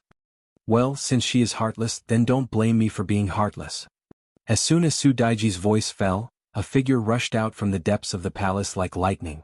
9 white fox tails fiercely attacked Li Yundong. These few days are going to be very busy. I have to go to Beijing for business next week, so the updates will probably be slow. However, I will promise to update continuously. I can only update once today. I apologize to everyone. Chapter 9:16. Li Yundong saw the 9 white fox tails at a glance and was slightly stunned. He thought to himself, why are they not golden fox tails but white? He didn't have time to think too much. He pinched his fingers and slapped forward with a Mahamudra. With a buzzing sound, the 9 white fox tails rushed over angrily and hit Li Yundong's golden Mahamudra. It was as if they had hit a hard rock wall angrily. In an instant they turned into countless broken flowers and scattered everywhere. They were completely vulnerable. Sudaiji was shocked. She hadn't expected that the opponent she had met would be so powerful. Her voice trembled slightly with fear and shock. "Who are you? How can you be so powerful?" Li Yundong also felt strange in his heart. He knew that if she was really at the level of a 9-tailed celestial fox like the mystical silver fox, there was no reason for her to be defeated in a fight with him. But after thinking for a while, Li Yundong suddenly understood. It was true that Sudaiji was a 9-tailed celestial fox, but it was not necessarily true how powerful she was in fighting, how high her cultivation was, and how fierce she was in PK. If she was really so powerful, why did she have to take such a big detour to deal with King Zhou according to Goddess Was idea? Why didn't she just go straight into the palace? Although the end of the Shang dynasty marked the end of the most dazzling and mysterious historical period of the Chinese cultivation world, with the rise of Taoism, Buddhism and other cultivation sects, many new cultivation methods and spells were developed. This also made the level of cultivation in the world of cultivation continue to advance, and there was no regression due to the huge gap in the middle. Especially at the end of the Tang dynasty, the mystical silver fox appeared out of nowhere. For the first time she perfectly combined the cultivation methods and magic of Buddhism and Taoism. She became the first cultivator in the history of Chinese cultivation to cultivate both Buddhism and Taoism and reach the highest level. She was more than 600 years earlier than Wu Shouyang, the founder of the Wu Lu sect of the immortal and Buddhist sects in the Middle and Late Ming dynasty. If she didn't use powerful magical weapons, the mystical silver fox's fighting strength in her heyday was not inferior to that of the 3 pure ones. Li Yundong had fought fiercely with the mystical silver fox and learned her power. Naturally he thought that Sudaiji was as powerful as her. He even vaguely felt that Sudaiji was even more powerful than the mystical silver fox. But when he came into contact with her, he realized that it was not the case at all. Sudaiji was not weak, but she was the same as the cultivators of this era. She had the same drawback and weakness. If his inner core was not condensed, his golden body would not be sturdy. Due to this era being the age of chaos, deities were everywhere. Even a legendary figure like Ancestor Hongjun frequently roamed the mortal world, let alone the 3 clear ones and the other deities. Most of the magic treasures in the hands of these immortals were extremely domineering. Whether it was the Shenyuan sword, the 4 immortal killing swords, the flipping sky seal or the 9 dragons fire shield, they were all terrifying magic treasures that could kill masters at the golden immortal level in seconds. When the mystical silver fox encountered them, she could only run away. Therefore, the number of spells created by the cultivators of this era was far less than that of the later generations. Therefore, in PK fights, it mostly depended on whose magical weapon was more powerful. Therefore, they did not pay much attention to their own personal cultivation. The most famous example was the founder of the soy sauce party in China, the strongest leader of the soy sauce party in history, Immortal Huanglong. Immortal Huanglong was the second disciple of the honored Lord of the Origin, only below Guang Qingzi, the teacher of the Yellow Emperor Shenyuan. However, because of his poor background, he was despised by the honored Lord of the Origin, who valued him very much. However, he was also a disciple of the honored Lord of the Origin by Ancestor Hongjun, so he did not get a magic treasure from the honored Lord of the Origin. He had the cultivation of a golden immortal, but he was empty-handed and did not have a single Dharma treasure. Therefore, in the Great War of the Gods, Huanglong Zhenren suffered a crushing defeat in every battle and was chased by others until he had to flee in a sorry state. Could be said that he was defeated again and again and again. He was a complete weakling. In terms of cultivation, Sudaiji was not necessarily as high as immortal Huanglong. She was also the personal concubine of King Zhou, so it was naturally impossible for her to have a magic treasure with her. Therefore, when she fought with Li Yundong, she was immediately defeated. This defeat made her feel frightened and uneasy. It was the first time that she had met such a powerful cultivator with bare hands. The idea of killing Li Yundong and the others was immediately dispelled. She didn't even have the mood to say anything harsh. She turned around and wanted to escape. But just as she was about to escape, a figure flashed out from the side in an instant. 7 golden fox tails attacked Sudaiji like lightning and thunder. Sudaiji was shocked. She had never dreamed that someone of her kind would attack her here. Just as she was about to be tightly entangled by the 7 golden fox tails, Li Yundong and Su Chan shouted at the same time, "Mystical silver fox." In an instant, 9 fox tails appeared behind Su Chan. 7 of them spread on the ground like a waterfall, like a thick layer of white velvet carpet. The other 2 quickly pounced on the mystical silver fox like spiritual snakes. Li Yundong had been vigilant against the appearance of the mystical silver fox. As soon as he saw the 7 golden fox tails, he immediately slapped them without hesitation. As soon as the mystical silver fox came into contact with Li Yundong's Mahamudra, there was a loud bang, and her figure appeared in an instant. At this time, the mystical silver fox didn't have a cauldron as her body, but her yang spirit was outside. Although Li Yundong's cultivation was lower than that of the mystical silver fox before, he had obtained the power of Wisdom King. Therefore, when he came into contact with the mystical silver fox without a cauldron as her body, they were on par with each other. As soon as the figure of the mystical silver fox appeared, she immediately flashed and hid in the mist of the palace. She shouted sternly, "Immovable Wisdom King, won't you give me a way to live?" Li Yundong snorted angrily, "Give me back Chao Kefi's soul and divine sense and I'll let you go." The mystical silver fox said angrily, "Bullsh *T, she is my life. She is me and I am her. Why should I give it back to you?" Li Yundong said angrily, "She already has her own life and life. You can't impose your fate on her. Even if you get all her souls back, so what?" The 2 of them moved quickly in this huge palace. Their figures were extremely fast, and they almost separated as soon as they touched each other. 1 second they were fighting beside the pool on the east side of the palace, and the next second they appeared on the west side of the palace. At this time Su Daiji was completely confused. She didn't know the origin of Li Yundong, and she didn't understand the origin of the mystical silver fox either. In particular, the mystical silver fox and Su Chan were both fox demons. Why did they appear here? How could they be so powerful? When did fox demons become so powerful? Su Daiji was a little confused, but she soon realized that this was not the place to stay for a long time. She gritted her teeth and turned around to escape. The mystical silver fox had been lurking in this palace. Before, because of the existence of King Zhou, she did not dare to act rashly. It was not easy for her to wait for King Zhou to leave before she dared to move around to look for Su Daiji. When she finally found it and was ready to make a move, Li Yundong, the enemy who had been haunting her, came out again. The mystical silver fox was so angry that her teeth itched. If anger could kill people, Li Yundong would have been killed by her hundreds of times. While dealing with Li Yundong, the mystical silver fox paid attention to Su Daiji's movements. When she saw that Su Daiji was going to escape, she would not let go of this once-in-a-lifetime opportunity. She immediately rushed towards Su Daiji. She moved like lightning and in the blink of an eye she pounced on Su Daiji's back. She stretched out her hand and slapped down on the top of Su Daiji's head. Li Yundong's reaction was also very fast. In the blink of an eye, he appeared behind the mystical silver fox and slapped down on her back. If the mystical silver fox didn't stop to block this attack, she would immediately be slapped by Li Yundong to the point that her yang spirit would scatter and she would suffer a great loss. However, the mystical silver fox was the mystical silver fox after all. Her 7 fox tails appeared in an instant and swept toward Li Yundong. Su Chan was shocked and immediately controlled her 2 golden fox tails to block in front of Li Yundong. With Su Chan's protection, Li Yundong had no worries. He slapped at the mystical silver fox and shouted angrily, "Surrender, mystical silver fox. You can't win." The mystical silver fox turned around quickly and glanced at Su Chan with hatred. A flash of lightning flashed in her eyes. When her palms touched Li Yundong, her body immediately shook and she was blasted up horizontally. In a moment she made a big hole in the palace and her body also flew out.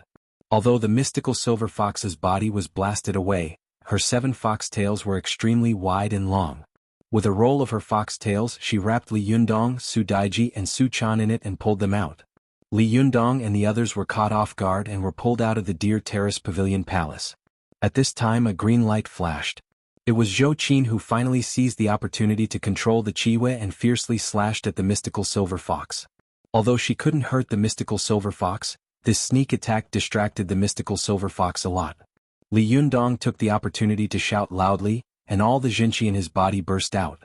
He shook his body and turned into the real body of Wisdom King with 3 heads and 6 arms. His 6 arms pulled one of the mystical silver fox's fox tails, threw her hard and threw her back into the palace. However, the remaining tail of the mystical silver fox twisted in the air and was tightly entangled with Su Chan's golden fox tail. In a moment, Su Chan and her fell into the palace again. Li Yundong was shocked and shouted, Channer? Just as he was about to fly back to the palace, he suddenly heard a loud bang in the sky, as if the primordial chaos had just begun. Thunder exploded and countless golden lights shot straight toward the Deer Terrace Pavilion Palace, enveloping it in an instant. Li Yundong's powerful cultivation was pushed away and bounced aside when he came into contact with the golden light. Zhou Qin, Ruan Hongling and Lin Miao were also shaken out of the wall. Fortunately, Ruan Hongling reacted quickly and wrapped herself and Lin Miao with her powerful magical weapon, the red caltrip handkerchief. When they were blasted out of the hall, they were not injured. However, there was no news from the mystical silver fox and Su Chan in the palace. Not only were they not ejected, but they could not move. As soon as they landed on the ground, they saw countless golden lights around them, like countless thin vines firmly binding them. The more they struggled, the tighter the binding became. Su Daiji, who was in midair, was almost entangled by the golden light. However, when Li Yundong threw the mystical silver fox down the palace, she took the opportunity to escape and ran wildly into the distance. Only then did she escape. At this time, when she saw the abnormality, she looked back and was so shocked that her face changed dramatically. She said in a trembling voice, "Goddess? You are so cruel. You set up this magic circle that is specially designed to restrain us fox demons. Could it be that you want to silence me before you can be at ease?" Although Li Yundong was far away from her, he heard her words clearly. His face changed and he immediately flew toward Su Daiji and shouted, "What did you say?" Chapter 9:17. Su Daiji had fought with Li Yundong before and she had collapsed at the first touch. She was really scared by Li Yundong. When she saw Li Yundong flying over, she was so shocked that her face turned pale. "Don't come over." After that, she turned around and ran away. Seeing that she was about to escape, Li Yundong was very anxious, but he was worried about Su Chan's safety, so he didn't dare to chase after her. He gritted his teeth, held the Akalanatha seal in his hand, and rushed into the golden light formation. His body was like a cannonball and he hit the golden light. There was a buzzing sound and the golden light shot out in all directions, but Li Yundong was bounced out in an instant. Li Yundong was shocked. He looked at Su Chan, who was struggling in pain in the magic formation, and his heart was burning with anxiety. He gritted his teeth, turned his head and shouted at Zhou Qin, "Hurry up and find a place to hide. I'm going to catch Daiji and ask her." As soon as Li Yundong finished speaking, he pounced on Su Daiji like lightning. Although Su Daiji fled first, she was caught up by Li Yundong before she could fly far. She saw that there was no way to escape, and King Zhou was tightly entangled by the 24 golden immortals, who were scattered to save her. She immediately flew to the ground, wanting to turn into a little fox and escape. How could Li Yundong allow her to escape? With a loud shout, he put his hands together and slammed them on the ground. Su Daiji only felt a huge force enveloping her body, making her unable to move. It was as if she was carrying Mount Tai on her back. Not to mention wanting to change, it was impossible for her to even have a little bit of luck. Su Daiji fell to the ground with a howl, lying in the dusty woodland. She turned her head and looked at Li Yundong, who was quickly approaching with a murderous look in her eyes. She couldn't help laughing miserably. She looked up at the sky and shouted, "Goddess, you are so cruel." Su Daiji cried out. At this time, Li Yundong had already caught up with her. Li Yundong saw that Daiji had her back to him. She was wearing a long red dress and her figure was graceful. The feet that were exposed outside the dress were as white as jade, especially her 10 small fingernails, which were smeared with cardamom and cinnabar, which made her look indescribably romantic. However, Li Yundong didn't have time to appreciate the beauty of this generation of enchantress. He turned his hand and slapped the top of Su Daiji's head. "Tell me, what kind of magic formation is that? What was so mysterious about it? How do we break it?" His palm hovered an inch away from the top of Su Daiji's head. As long as he patted down a little more, this enchantress of this generation would die in his hands. Su Daiji turned around at this moment. Her eyes were filled with tears and her face was sad. All right. I didn't expect that I would die in your hands today." She raised her neck and closed her eyes. "Come on, kill me." Only then did Li Yundong see Su Daiji's appearance clearly. He saw that Su Daiji had a small oval face and charming eyebrows. Although her eyes were closed, the slightly upturned corners of her eyes made her look like there was infinite charm hidden between her eyebrows. Li Yundong was shocked, not because of how shockingly beautiful Su Daiji was, but because the enchantress in front of him looked exactly like Su Chan. Li Yundong looked at Su Daiji with his mouth agape, as if he couldn't believe his eyes. He stammered, how could you? Su Daiji closed her eyes and waited for a while. Seeing that there was no movement, she opened her eyes and saw Li Yundong looking at her in shock. She couldn't help but sneer disdainfully in her heart, but her face revealed a charming and seductive expression. Are you reluctant to kill me? I know all the men in the world are like you when they see me. Li Yundong was furious. He raised his palm and slapped Su Daiji again. The shocking wind from the palm hit Su Daiji's cheek, causing her to scream in pain. She covered her cheek and fell to the ground. Li Yundong shouted angrily, tell me what kind of magic formation is this and how to break it? Su Daiji was so scared that her heart was pounding. She didn't dare to tease Li Yundong anymore. She said in a trembling voice, this is the heavenly demon subduing formation created by goddess Nuwa. It is used to restrain our demon fox clan. Back then, the goddess told me that if I didn't follow her instructions, she would use this magic formation to take me in. As she said this, tears welled up in her eyes. But now that I have followed her instructions, she still wants to take me in. Why are all of you like this? Why do you all want me to die? What did I do wrong? Why does Cheng Tang want to destroy the country that he has built for 400 years? Why does he want to blame me for this? Everyone in the world knows that this is the idea of the goddess, Patriarch Subhuti, and Patriarch Hongjun. Su Daiji was a peerless beauty. No matter how she ranked the world's beauties, no matter what aesthetic standards she used, she would definitely be ranked in the top 5. A woman's tears were the most powerful weapon for a man. Even an iron man would be soft-hearted when she cried and complained about something, let alone a man like Li Yundong who had tender feelings for women. Li Yundong's face was cold and his tone softened a little. He said in a deep voice, I only ask you, how can we break this magic formation? Su Daiji said sadly, who in the world can break the magic formation set up by the goddess herself? Li Yundong's face suddenly turned pale. His body swayed and he said in a trembling voice, impossible, there must be a way. Su Daiji shook her head and cried sadly. If the goddess wants someone to die, no one can escape this calamity. Although the goddess is not very good at fighting, her scheming methods and magic formations are unparalleled in the world. You can't beat her. You better kill me. Li Yundong raised his hand and looked at the beautiful woman in front of him, who looked as charming as Su Chan, looking at him with tears in her eyes. In an instant, Su Chan's voice and smile appeared in front of him. Although his heart was burning with anxiety, how could he do it? He closed his eyes in pain, waved his hand and said in a trembling voice, you can go. Su Daiji's eyes widened and she could hardly believe her ears. What? You're willing to let me go? Aren't you afraid that the goddess will make trouble for you? Li Yundong smiled bitterly. She will make trouble for me? If anything happens to my Chaner, I will kill my way into her palace, burn it down, and kill her to avenge my Chaner. Su Daiji's pretty face turned pale when she heard this. She looked at Li Yundong up and down seriously. For the first time she looked at the man in front of her seriously. Who is Chaner? Why are you so infatuated with her? Li Yundong looked deeply at the enchantress in front of him, who looked exactly like Su Chan and sighed. You don't know her. She's like you, a fox demon, but her cultivation is not as high as yours. She's only an 8-tailed fox. Su Daiji suddenly said, could it be the 8-tailed fox with 2 golden tails? Li Yundong took a deep breath and said with a sullen face, go before I change my mind. I want to save my Chaner. No matter how difficult the magic formation is, I will save her. As he said this, he turned around and was about to leave. Su Daiji looked at him and suddenly said, hey, this magic formation was refined by the goddess using the 9-colored rainflower stone and Mount Buzhou. It can't be broken from the outside. It can only be broken from the inside.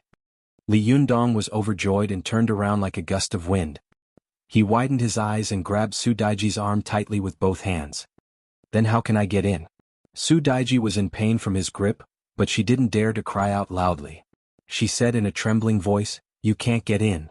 Once the magic formation is activated, no one can get in, even the goddess herself. Only if the power of the people inside is stronger than the magic formation can they break out. Li Yundong was stunned when he heard this, and his eyes were full of despair. Stronger than the power of the magic formation? Even I can't get in. How can Chaner's power become stronger than this magic formation? At this time, Su Daiji only felt that Li Yundong's hands were like iron hoops, tighter and tighter. She couldn't bear the pain and cried out loudly, it hurts. Only then did Li Yundong come to his senses. He looked at the delicate beauty in front of him, who looked like Su Chan, looking at him with tears in her eyes. His heart immediately softened and he slowly let go of his hands. He asked unwillingly in a trembling voice, "Is there no other way besides this?" Su Daiji looked at Li Yundong timidly and shook her head. "No." Li Yundong raised his head and roared. He turned around and flew toward the magic formation where Su Chan was trapped. His voice came from afar, "Go?" Su Daiji looked in the direction where Li Yundong had disappeared, and a strange light flashed in her eyes. She suddenly shouted, "You saved my life. I will definitely repay you in my next life." After that, she knelt down and kowtowed 3 times in the direction where Li Yundong had left. After getting up, Su Daiji's expression changed. She looked at the sky, gritted her teeth and pointed at the sky. She shouted sternly, "Goddess, you are so heartless.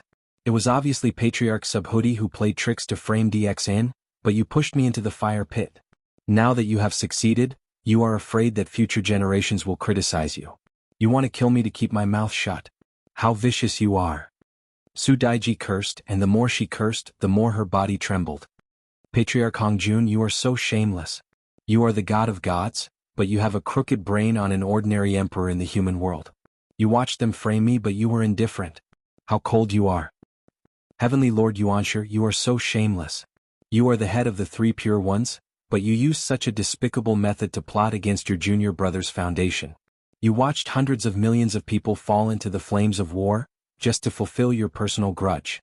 How vicious you are. Taoist Kundi, you are so despicable. You are the Western sect master, but you have a covetous heart. For your own selfish desires, you ignited the flames of war in the world and framed a wise emperor. How despicable you are." The more Su Daiji scolded, the more agitated she became. She cursed the gods in the sky one after another. In the end, she grabbed her long hair that almost touched the ground and used her sharp fingernails to lift it. She immediately broke a section of her beautiful hair. She pointed to the sky and swore, "From today onwards, my 9-tailed celestial fox clan will no longer have anything to do with the gods of the heaven realm. If I, Su Daiji, am successful in my cultivation in the future, I will definitely take revenge. If I am unsuccessful in this life, I will swear on my broken hair that if my 9-tailed fox clan has a reincarnated celestial fox in my next life, I will definitely kill my way up to the 9 heavens and kill all of you hypocritical and sinister immortals." Su Daiji forcefully placed the broken hair in her hand on the ground.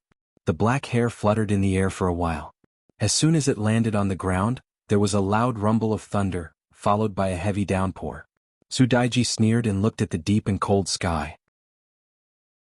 Without saying anything else, she turned around and disappeared into the rainstorm forest in an instant. She could no longer be seen. This is the update on the 18th.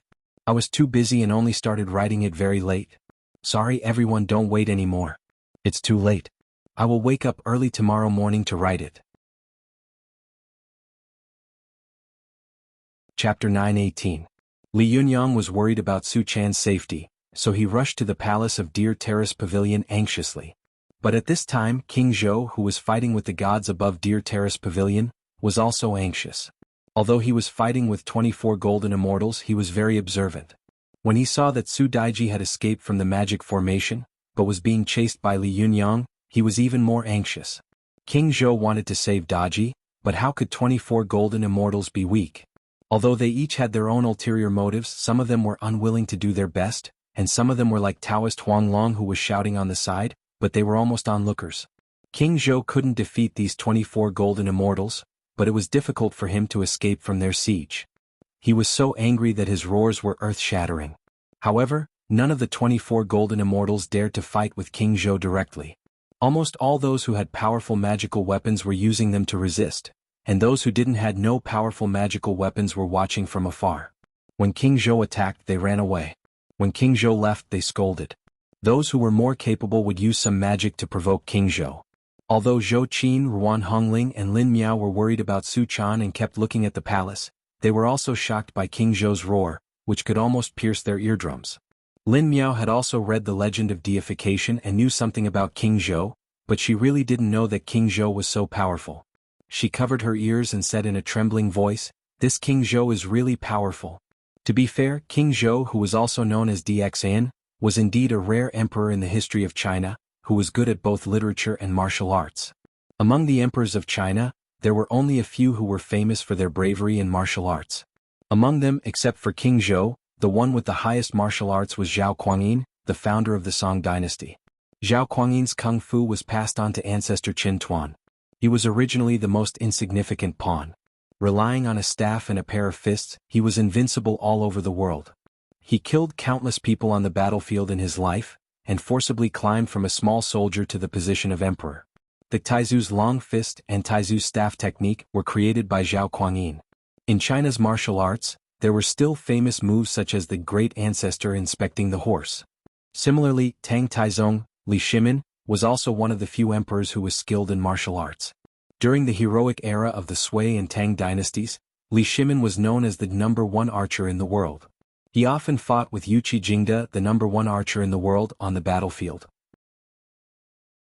Among them were Emperor Gaozu of Han, Liu Bang, who beheaded the snake and rebelled, Xiangyu, the conqueror of Chu, who carried 1,000 caddies of strength, Zhu Yuanzhang, the Emperor Taizu of Ming, who chased and killed tens of thousands of Yuan soldiers with only a few of his brothers.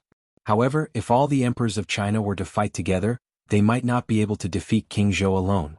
The reason was very simple. King Zhou lived in the last years of the Shang dynasty, in the most brilliant and prosperous period of the world of cultivation. In this era, everyone was cultivating, and those with a little bit of family background were great cultivators. King Zhou was a descendant of the emperor, so naturally, there was no reason for him not to cultivate. His talent was too amazing, and he had the financial resources of a country to support his cultivation. His cultivation was so high that it was simply unimaginable for others. Sunzi? Fei Xiangpian commented on King Xian. He was tall and beautiful, the best in the world. His muscles were so strong that he could defeat 100 people. Records of the Grand Historian? Yin Benji also commented on King Zhou.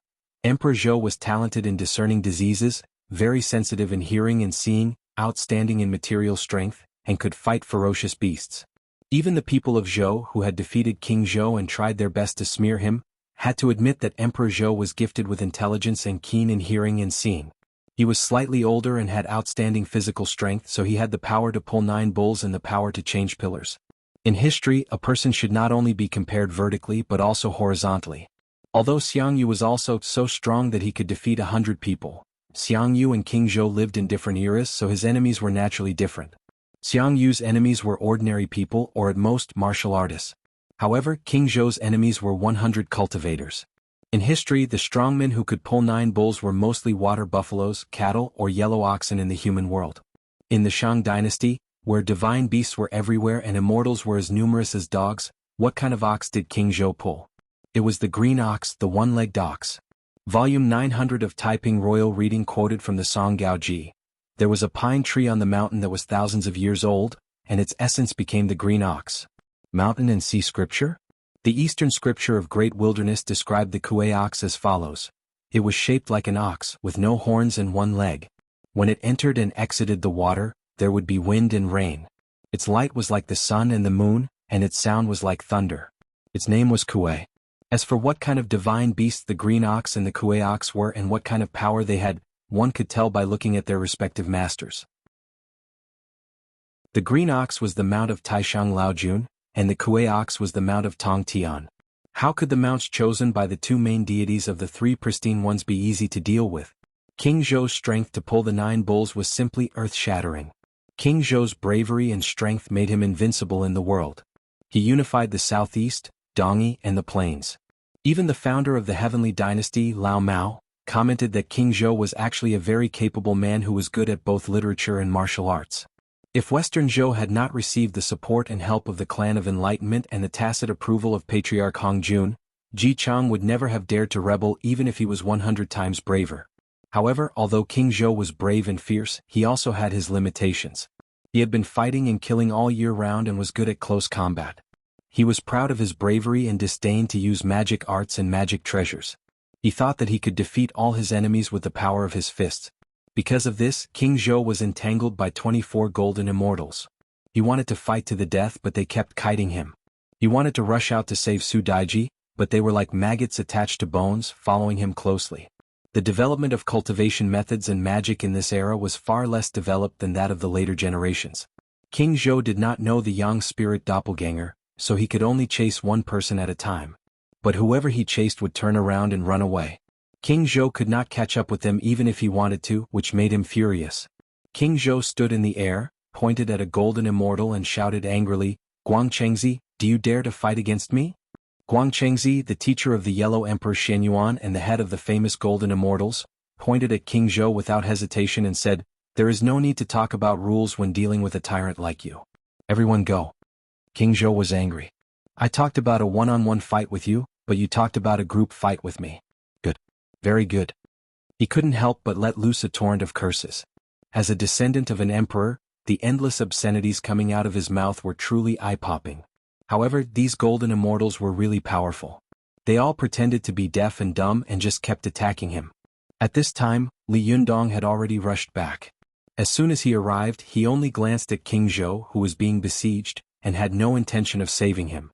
Soon, he withdrew his gaze and shouted at Su Chan, who was in the golden light formation, "Chaner, can you hear me?" Through the broken hole in the palace, he could see that Su Chan was lying in the golden light at this time. Her body was lying on the ground, almost motionless. The two golden fox tails, which had been twisting strangely, also drooped down, and there was no movement at all. Li Yundong's heart sank when he saw this, and he couldn't help but rush toward the formation. "Chaner, how are you? Are you all right?"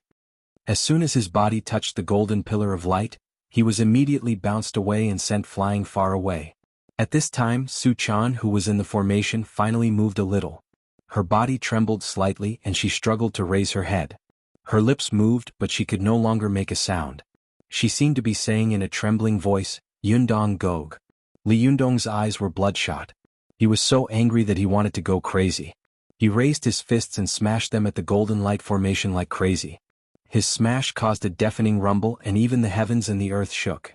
The 24 golden immortals, who were fighting fiercely with King Zhou, felt as if they had returned to the era when Gonggong and Zhuanshu fought for the throne. Gonggong was defeated and touched Mount Buzhou in anger. At this moment, it seemed that Mount Buzhou, which supported heaven and earth, had collapsed, and the earth had been torn apart. The momentum was so terrible that it made people's expressions change. The attention of the 24 golden immortals was slightly distracted.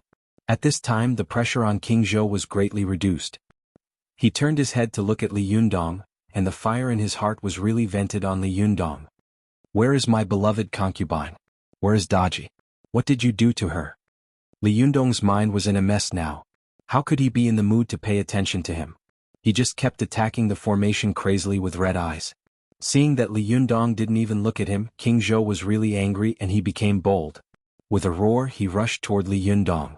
Li Yundong only felt a gust of wind behind him, and an extremely terrible force slapped him from behind.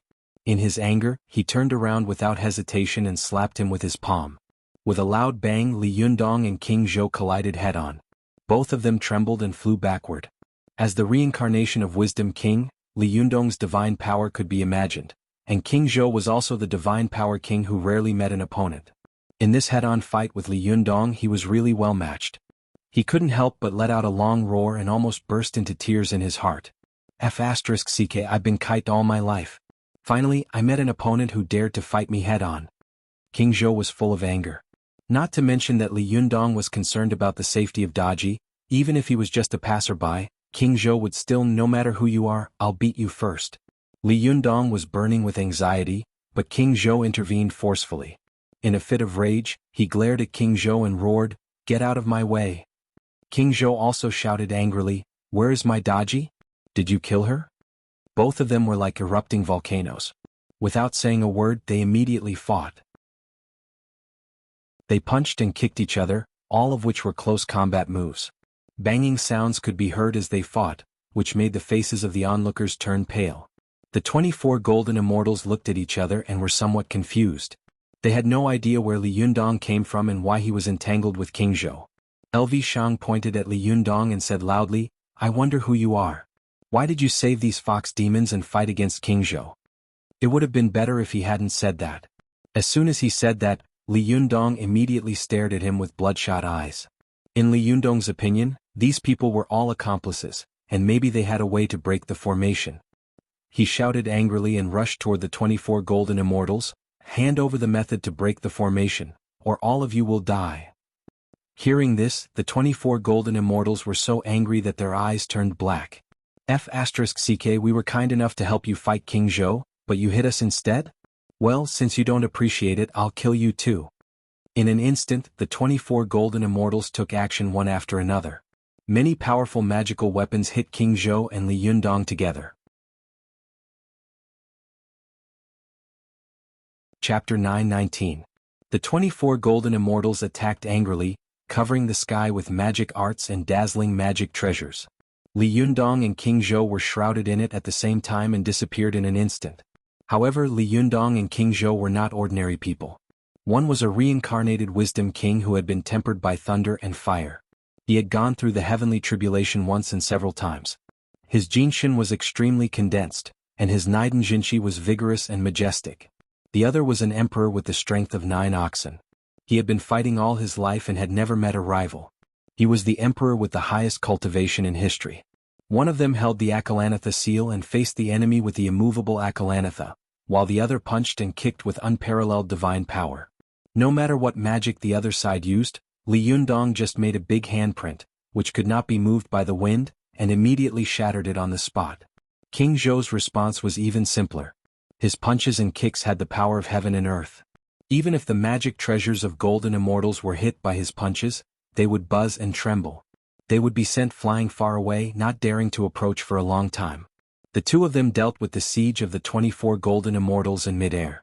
They turned their heads angrily and attacked the 24 golden immortals. They attacked at the same time, and the 24 golden immortals were almost defeated. Many of them fled far away on the spot. Only Guang Qingzi and other top masters of golden immortal strength could hold on and fight on the spot. The 24 golden immortals were scattered by Li Yundong and King Zhou, and the pressure on them was immediately reduced. They immediately punched and kicked each other, fighting back and forth. The more Li Yundong fought, the more anxious he became. He kept looking at the palace on the ground, wishing he could tear the golden magic formation into pieces. As he fought, he shouted angrily at the 24 golden immortals who were scattered in the distance. Hurry up and remove this magic formation. Su Daiji is not inside.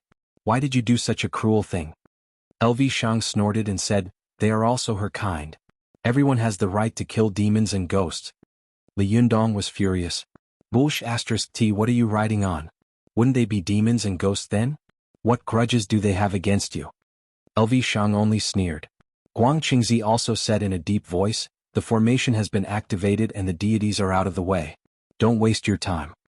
Li Yunyang was furious and crazily attacked the 24 golden immortals. Unlike King Zhou, he didn't know how to split himself. As soon as his yang spirit scattered, he immediately chased some of the weaker golden immortals around. Seeing this scene, King Zhou laughed out loud and also chased after the 24 golden immortals. However, he was slow. After chasing excitedly for a long time, he couldn't catch up with any of them. He immediately became angry again. He turned his head and glared at Li Yundong with a pair of big eyes. In his heart, he still felt that Li Yundong was a better opponent because he dared to fight with him head-on. Thinking of this, King Zhou turned his head and hit Li Yundong again, blaming all the unhappiness in his heart on Li Yundong. Before King Zhou met Su Daiji, he was indeed a wise king who was good at both literature and martial arts. Just like Emperor Xuanzong of Tang before he met Yang Guifei, he was also an enlightened king. But people always change.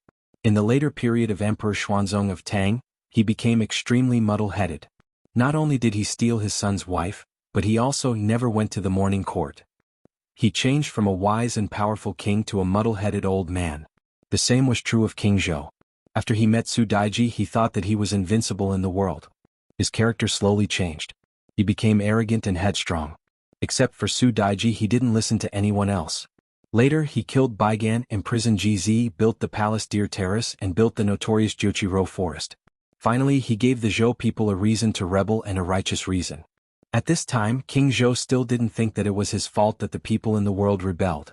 Just like what Emperor Chongjin said before he hanged himself on the coal mountain with tears, I am not the king of a subjugated country, and all the ministers are subjugated ministers. King Zhou had been headstrong and self-opinionated these years. He was used to repaying kindness and enmity. Although it was a matter of life and death, if he was a little scheming, he would know that he should unite with Li Yundong to defeat the 24 golden immortals first. But King Zhou would rather vent his anger first. No matter whether you are good or bad, I will fight you first. As he pestered endlessly, Li Yundong's attack was blocked immediately. King Zhou was good at strength. No matter what kind of change or magic power his opponent had in the world, he only had strength.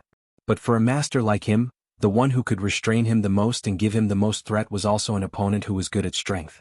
King Zhou attacked Li Yundong indiscriminately, which made Li Yundong, who was in a hurry to save King Zhou, mad. He gritted his teeth so hard that they almost broke. Furious, he slapped King Zhou backhandedly and shouted, "You're courting death." As soon as they fought, their bodies shook again. Li Yundong flew backward and King Zhou also took a few steps back. Then he laughed and said, "Good, good." At this time he saw that a golden immortal next to him wanted to sneak attack Li Yundong, so he also punched him backhandedly. A fist energy hit the golden immortal like a cannonball, sending him flying dozens of meters away. He laughed and said, "Shameless villain, don't try to sneak attack me." The 24 golden immortals were immediately furious and concentrated on attacking King Zhou with all their strength. But as soon as they surrounded King Zhou, Li Yundong attacked again. The three forces were entangled in a mess, and it was difficult to distinguish between them. The situation suddenly became extremely tense. At this time, Su Chan, who was trapped in the magic formation, was moaning in pain. She felt as if an invisible mountain was pressing on her back, and her young spirit was almost ground into powder. She could only barely raise her head, trying to see Li Yundong, who was besieged in midair through the thick walls of the palace. Her eyes were full of hope. She didn't want Li Yundong to save her because as a fox spirit she naturally knew how terrifying and powerful this Howren force was. She knew that although Li Yundong was Wisdom King, he could not shake this magic formation. This magic formation was like a huge furnace, covered with a tripod. The inside was burning with alchemy fire. The outside was extremely hard but the inside was burning hot. Su Chan could not cope with such burning supernatural energy at all. She felt that the power of her young spirit was getting weaker and weaker. In the darkness, death was approaching step by step. The chilling breathing and footsteps made her despair. At this moment, Su Chan only hoped that Li Yundong could leave her behind and quickly leave this terrible place with Zhou Qin, Ruan Hongling and Lin Miao. Don't lose your life here because of her. Su Chan's divine sense gradually became a little fuzzy. Slowly her eyes darkened and she didn't even have the strength to look up. Her eyes drooped down little by little and her mouth wriggled gently. She seemed to be murmuring in a low voice, "Yundong, leave me alone. Go go." The mystical silver fox, who was also locked in the magic formation with her, was sitting cross-legged with her hands pinched together. Her brows were tightly furrowed, and her face was full of pain. She was burned to the point that her whole body seemed to be melting. If it weren't for her amazing cultivation, her soul would have been destroyed at this time. But after all, this was a special magic formation that was specially designed to restrain the demon fox clan. The mystical silver fox endured it for a while and finally she couldn't bear it anymore. She groaned in pain, tilted her body and fell to the ground. She fell to the ground, her black hair scattered and she was extremely embarrassed. However, the mystical silver fox still looked at Su Chan unwillingly. She knew that she still had a chance to live. The mystical silver fox stretched out her hand in pain and slowly crawled toward Su Chan. Every inch she crawled, she almost exhausted all her strength. She gritted her teeth and shouted wildly in her heart, "I can't die here. I'm the mystical silver fox. I can't die like this." The mystical silver fox crawled to Su Chan inch by inch. She slowly reached out her hand and put it on Su Chan's arm. Her Jinchi surged toward her, trying to merge with Su Chan's soul and yang spirit. The moment the mystical silver fox saw Su Chan's two golden fox tails, she understood that Su Chan was the real body of the heavenly fox formed by her other soul and two spirits. However, this soul and two spirits had been wandering in the world for too long. Slowly, the fox body had cultivated its own soul, spiritual power and human body. It had become another fox demon, no longer a pure clone of the mystical silver fox. When the mystical silver fox knew about this, she didn't make it public. She wasn't sure how sincere the relationship between Li Yundong and Su Chan was. She was afraid that Li Yundong, the reincarnated Wisdom King, would turn against her at the critical moment like in her previous life and destroy her real body of the demon fox. Then she would cry without tears. Moreover, after so many years and so many reincarnations, her real body of the fox demon had long had an independent soul and divine sense. If she rashly merged with it, it would definitely cause a strong backlash. Therefore she could only wait for a good opportunity, an opportunity for Su Chan to be alone. However, Su Chan had always been inseparable from Li Yundong. Even if she wanted to do it, she had no chance. It was not easy for her to wait for the opportunity, but it was at the moment when she was about to die. The Jinqi of the mystical silver fox flowed continuously into Su Chan's body. At this time, Su Chan only felt a vast power surging towards her. She was like a traveler who had fainted from thirst in the desert. Suddenly, a clear spring was poured into her mouth, and she immediately woke up. When Su Chan saw the mystical silver fox, she immediately understood something. She shouted and shrank back. "What do you want to do?" At this critical moment of life and death, the beautiful face of the mystical silver fox suddenly became extremely ferocious. She let out a shrill roar and used the last of her strength to pounce on Su Chan. Su Chan gritted her teeth and fought desperately with the rest of her courage. At this time she was an eight-tailed fox, and she had exchanged yin and yang qi with Li Yundong. When she fought with her life on the line, she couldn't be underestimated. What's more, both of them were being burned in the magic formation, and their cultivation quotients were greatly reduced. If they fought with each other, it would be difficult to decide the outcome for a while. The mystical silver fox and Su Chan were entangled for a while, and then she felt that her spiritual power and Jinqi were being consumed even more by the magic formation. In despair, she couldn't help shouting at Su Chan, "Are you crazy? You are my real body of the heavenly fox. Why are you resisting me?" Su Chan said angrily, "I am me and you are you." The mystical silver fox wanted to go forward again, but she was already powerless. She couldn't help but say in despair, "Are you willing to die in this place? Only when the two of us join hands can we escape together." Su Chan was so weak that she gasped for breath, but she still sneered and said, "Do you think I'm a 3-year-old child? Do you want to trick me and seize my soul and divine sense like President Chao?" The mystical silver fox's thoughts were seen through.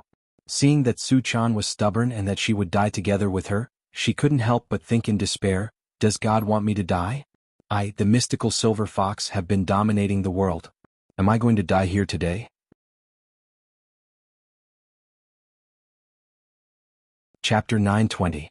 Su Chan and the mystical silver fox were constantly losing their Jinqi in the magic formation. After fighting with the mystical silver fox for a while, the little girl became weaker and weaker. Everything in front of her seemed to be shaking violently. The palace, which had been surrounded by steam, seemed to have turned into a volcanic crater with white smoke. The boiling magma below burned her to death bit by bit.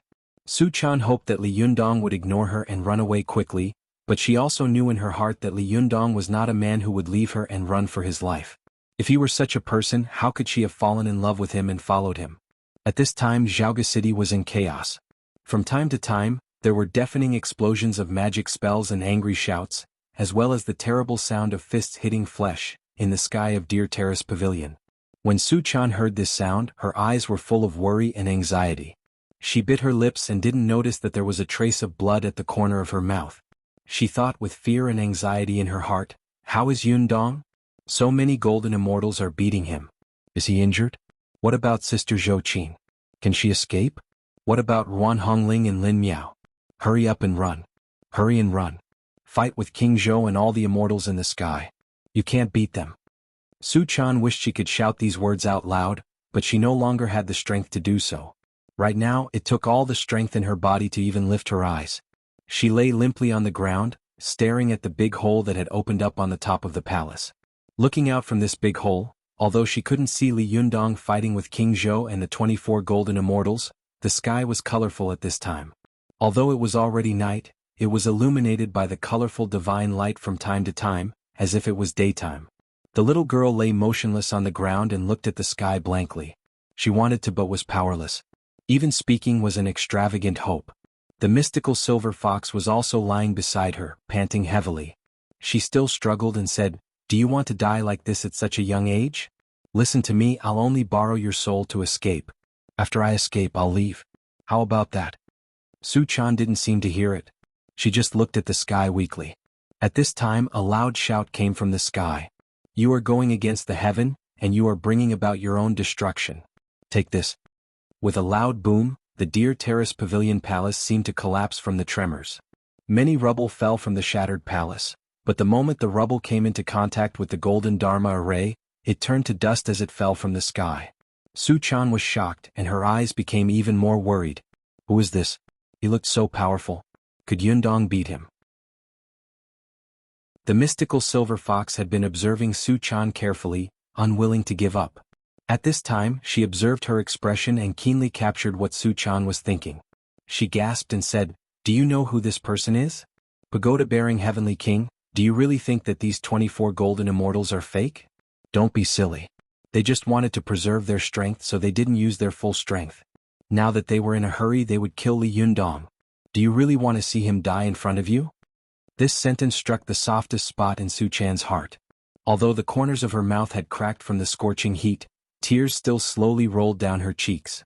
Of course, she didn't want to see Li Yundong die. She didn't want to die either. The little girl hadn't been with the master enough. The two of them were sweet and loving, and the days were too short. There was a long time in the future. How could she die like this? Tears rolled down Su Chan's eyes. Her heart ached like a knife. If possible, she must persuade Li Yundong not to chase after the mystical silver fox. They could live their lives in peace. There were so many capable people in the world. Why did they have to take care of these things? The little girl was very sad. She turned her head with difficulty and said in a trembling voice, "Will you really help Yundong after you go out?" Seeing that Su Chan was finally shaken, the mystical silver fox was ecstatic.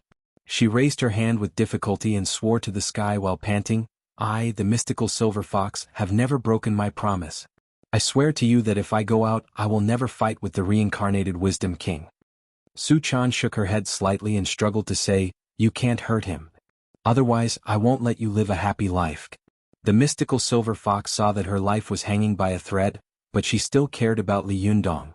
She couldn't help admiring Su Chan's chastity and determination. After she nodded with all her strength, Su Chan slowly closed her eyes as if she had used up the last bit of her strength. The mystical silver fox didn't dare to delay any longer. She gritted her teeth and turned into countless golden clones in an instant, drilling into Su Chan's body. As soon as their souls came into contact with each other, there was a buzzing sound. It was as if a bomb had exploded in the magic circle. The original 8 foxtails under Su Chan's body gradually grew a golden foxtail. Then she changed into the real body of the fox demon bit by bit.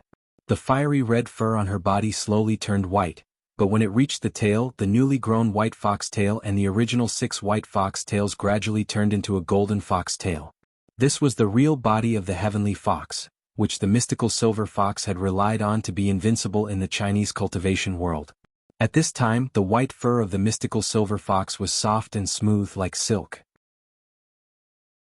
Her eyes were blood red, as if the sea of blood in hell had condensed and compressed into a ball, like thick blood that could not be melted. The mystical silver fox finally recovered all her strength again.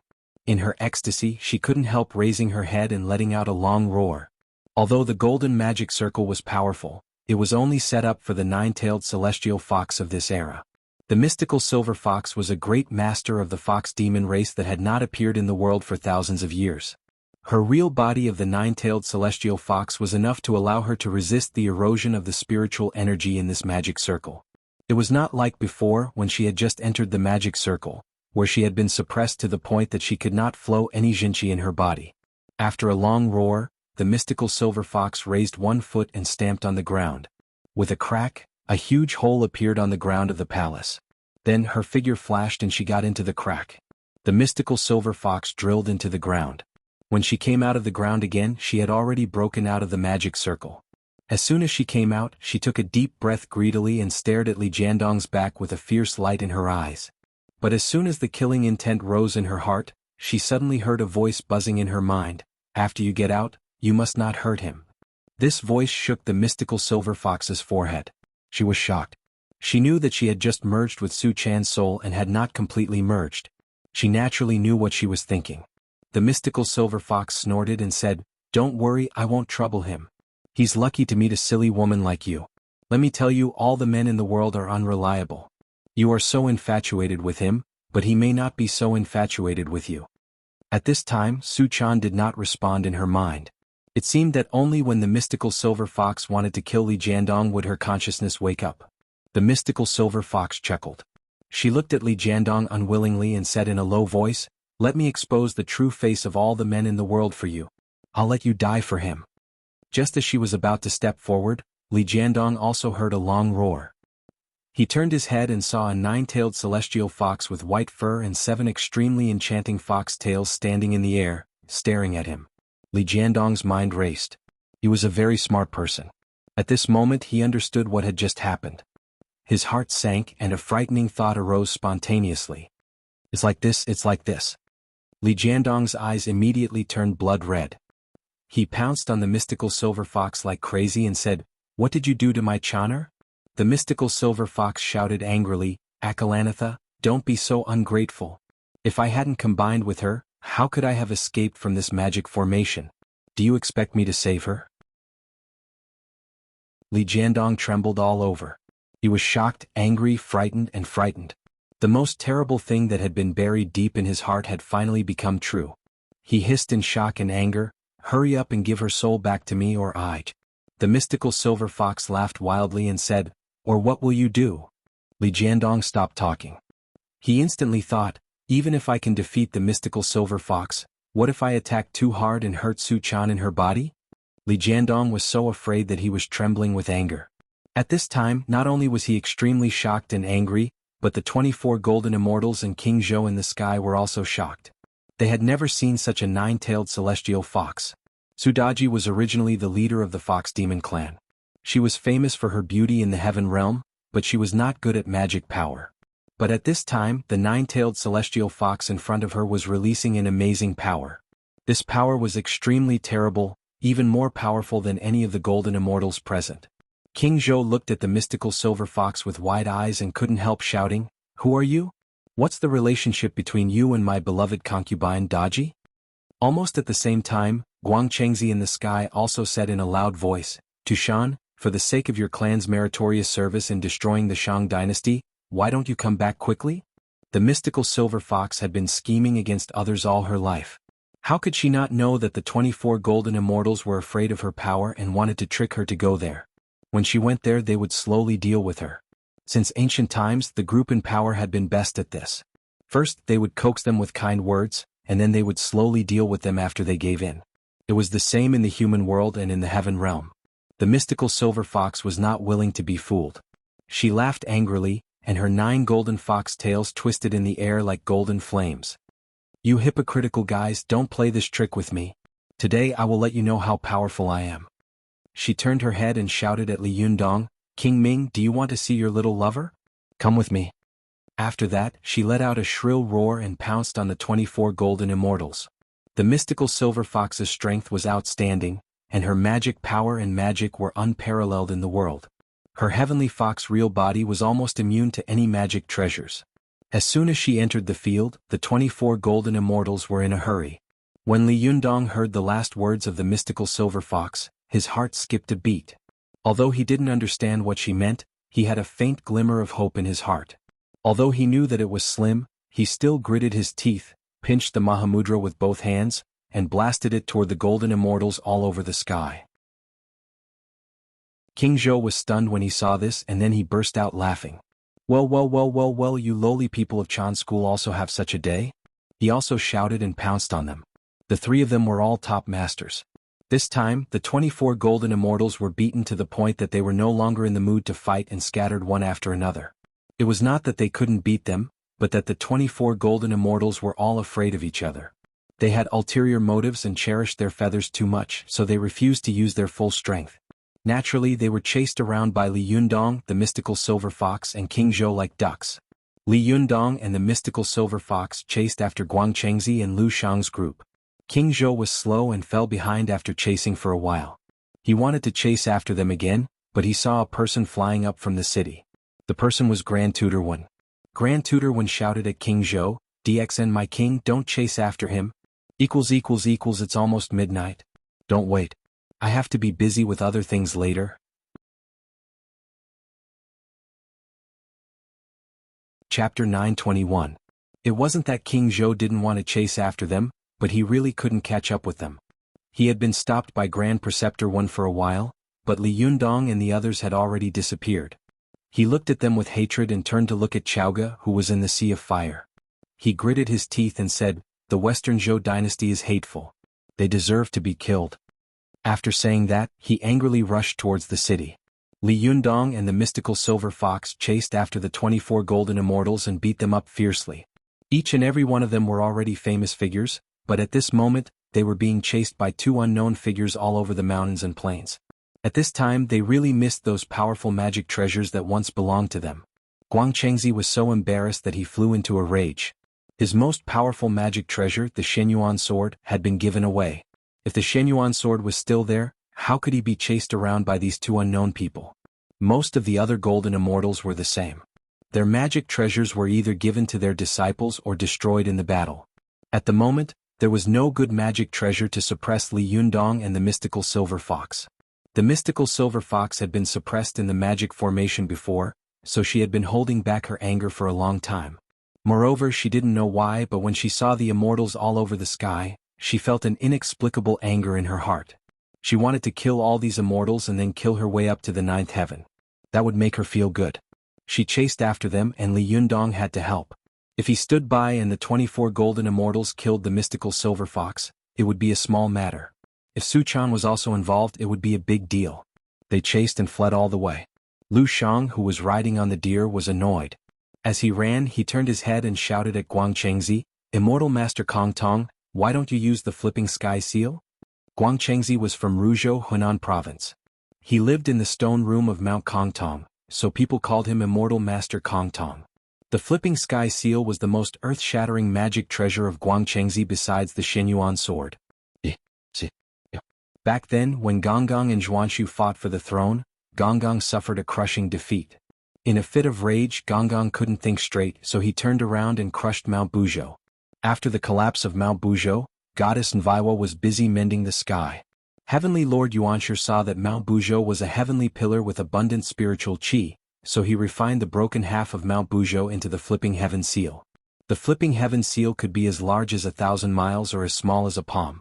The bottom of the seal was engraved with the words, "Flipping Heaven."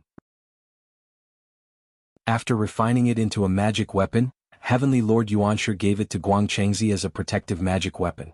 Guang Chengzi treasured this magic treasure the most and was reluctant to use it unless it was a critical moment.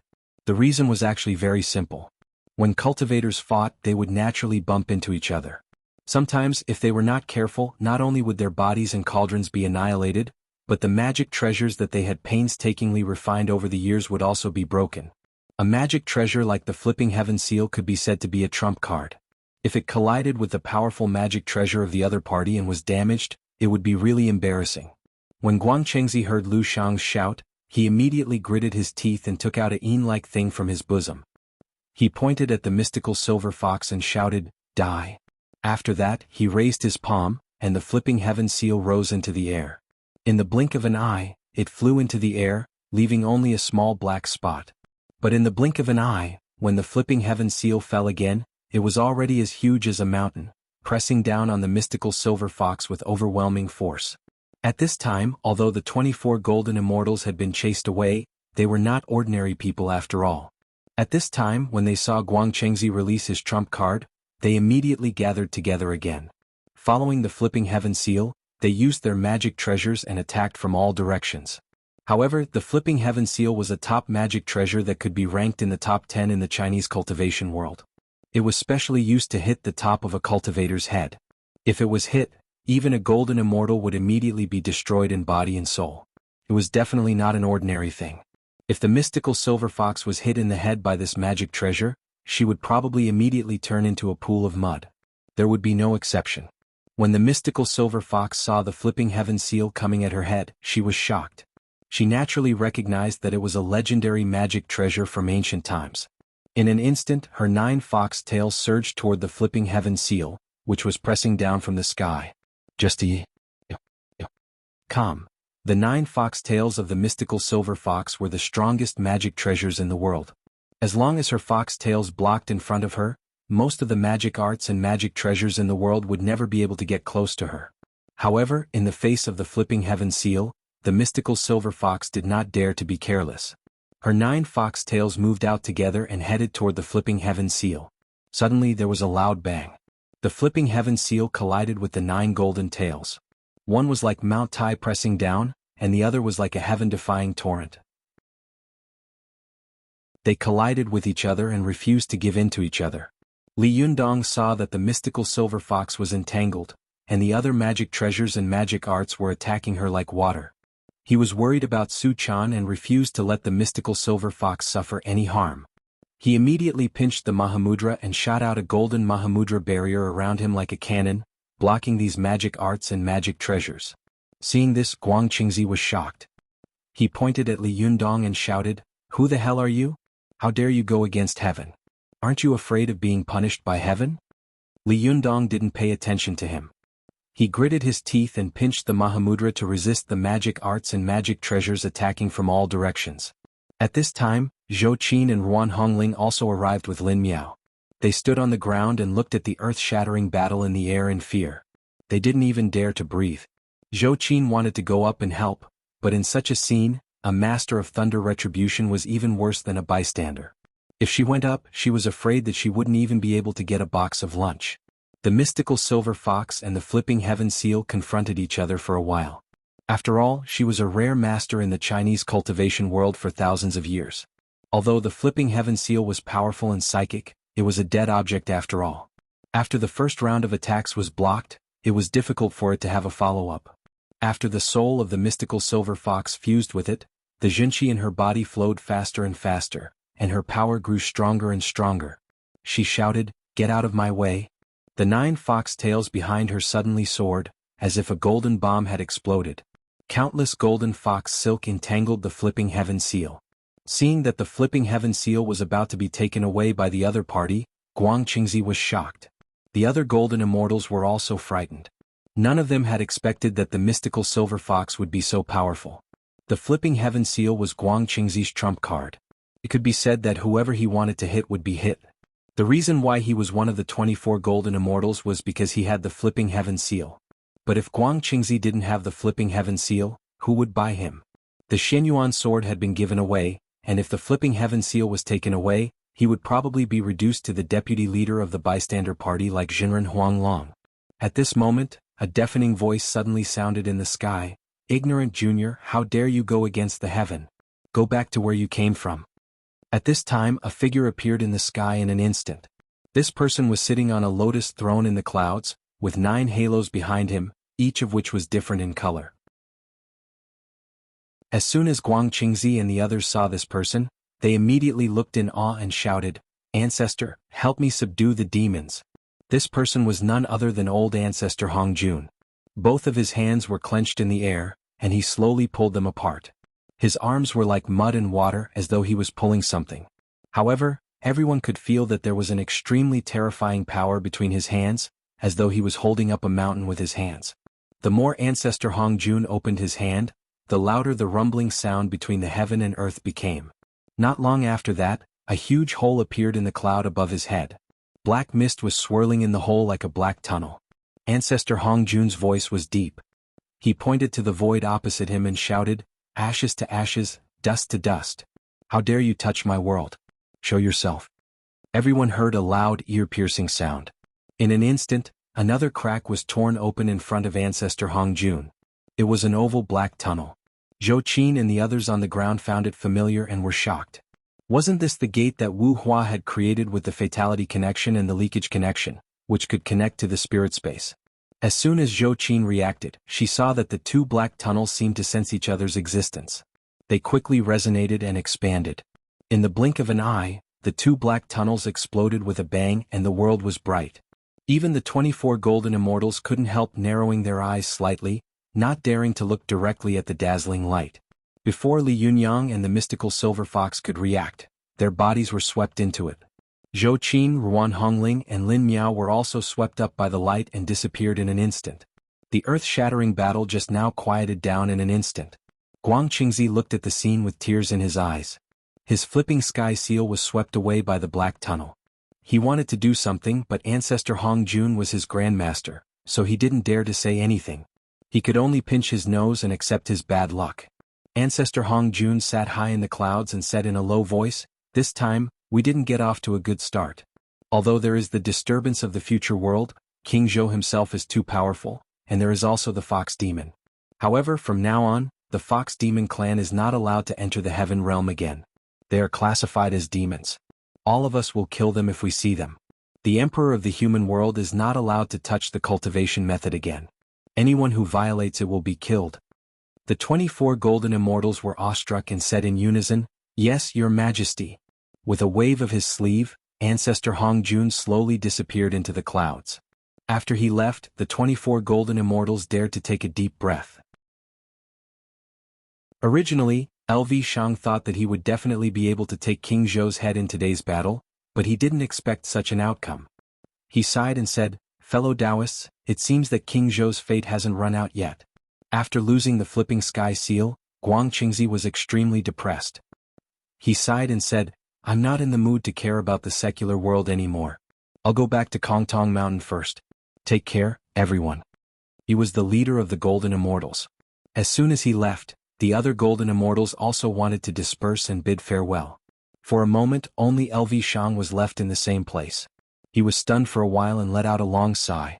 Before he left, he looked back at the battlefield and thought to himself, where did these people come from? Could it be that the Fox Demon clan has become so powerful in the future? No, when I go back this time, I must do everything possible to discredit Daji. I must make sure that her clan will be despised by the world like her. With a cold face, LV Shang snorted and finally turned to fly in the direction of Mai. You're tuning in to the Han Li's Wuxia Adventures YouTube channel. We're so grateful for your support, and don't forget to subscribe to join us on this incredible journey through captivating stories. Your generosity through donations truly makes a world of difference, as it's the primary source of revenue that allows me to expand and enhance this channel for you. Thank you from the bottom of my heart for being a part of this adventure.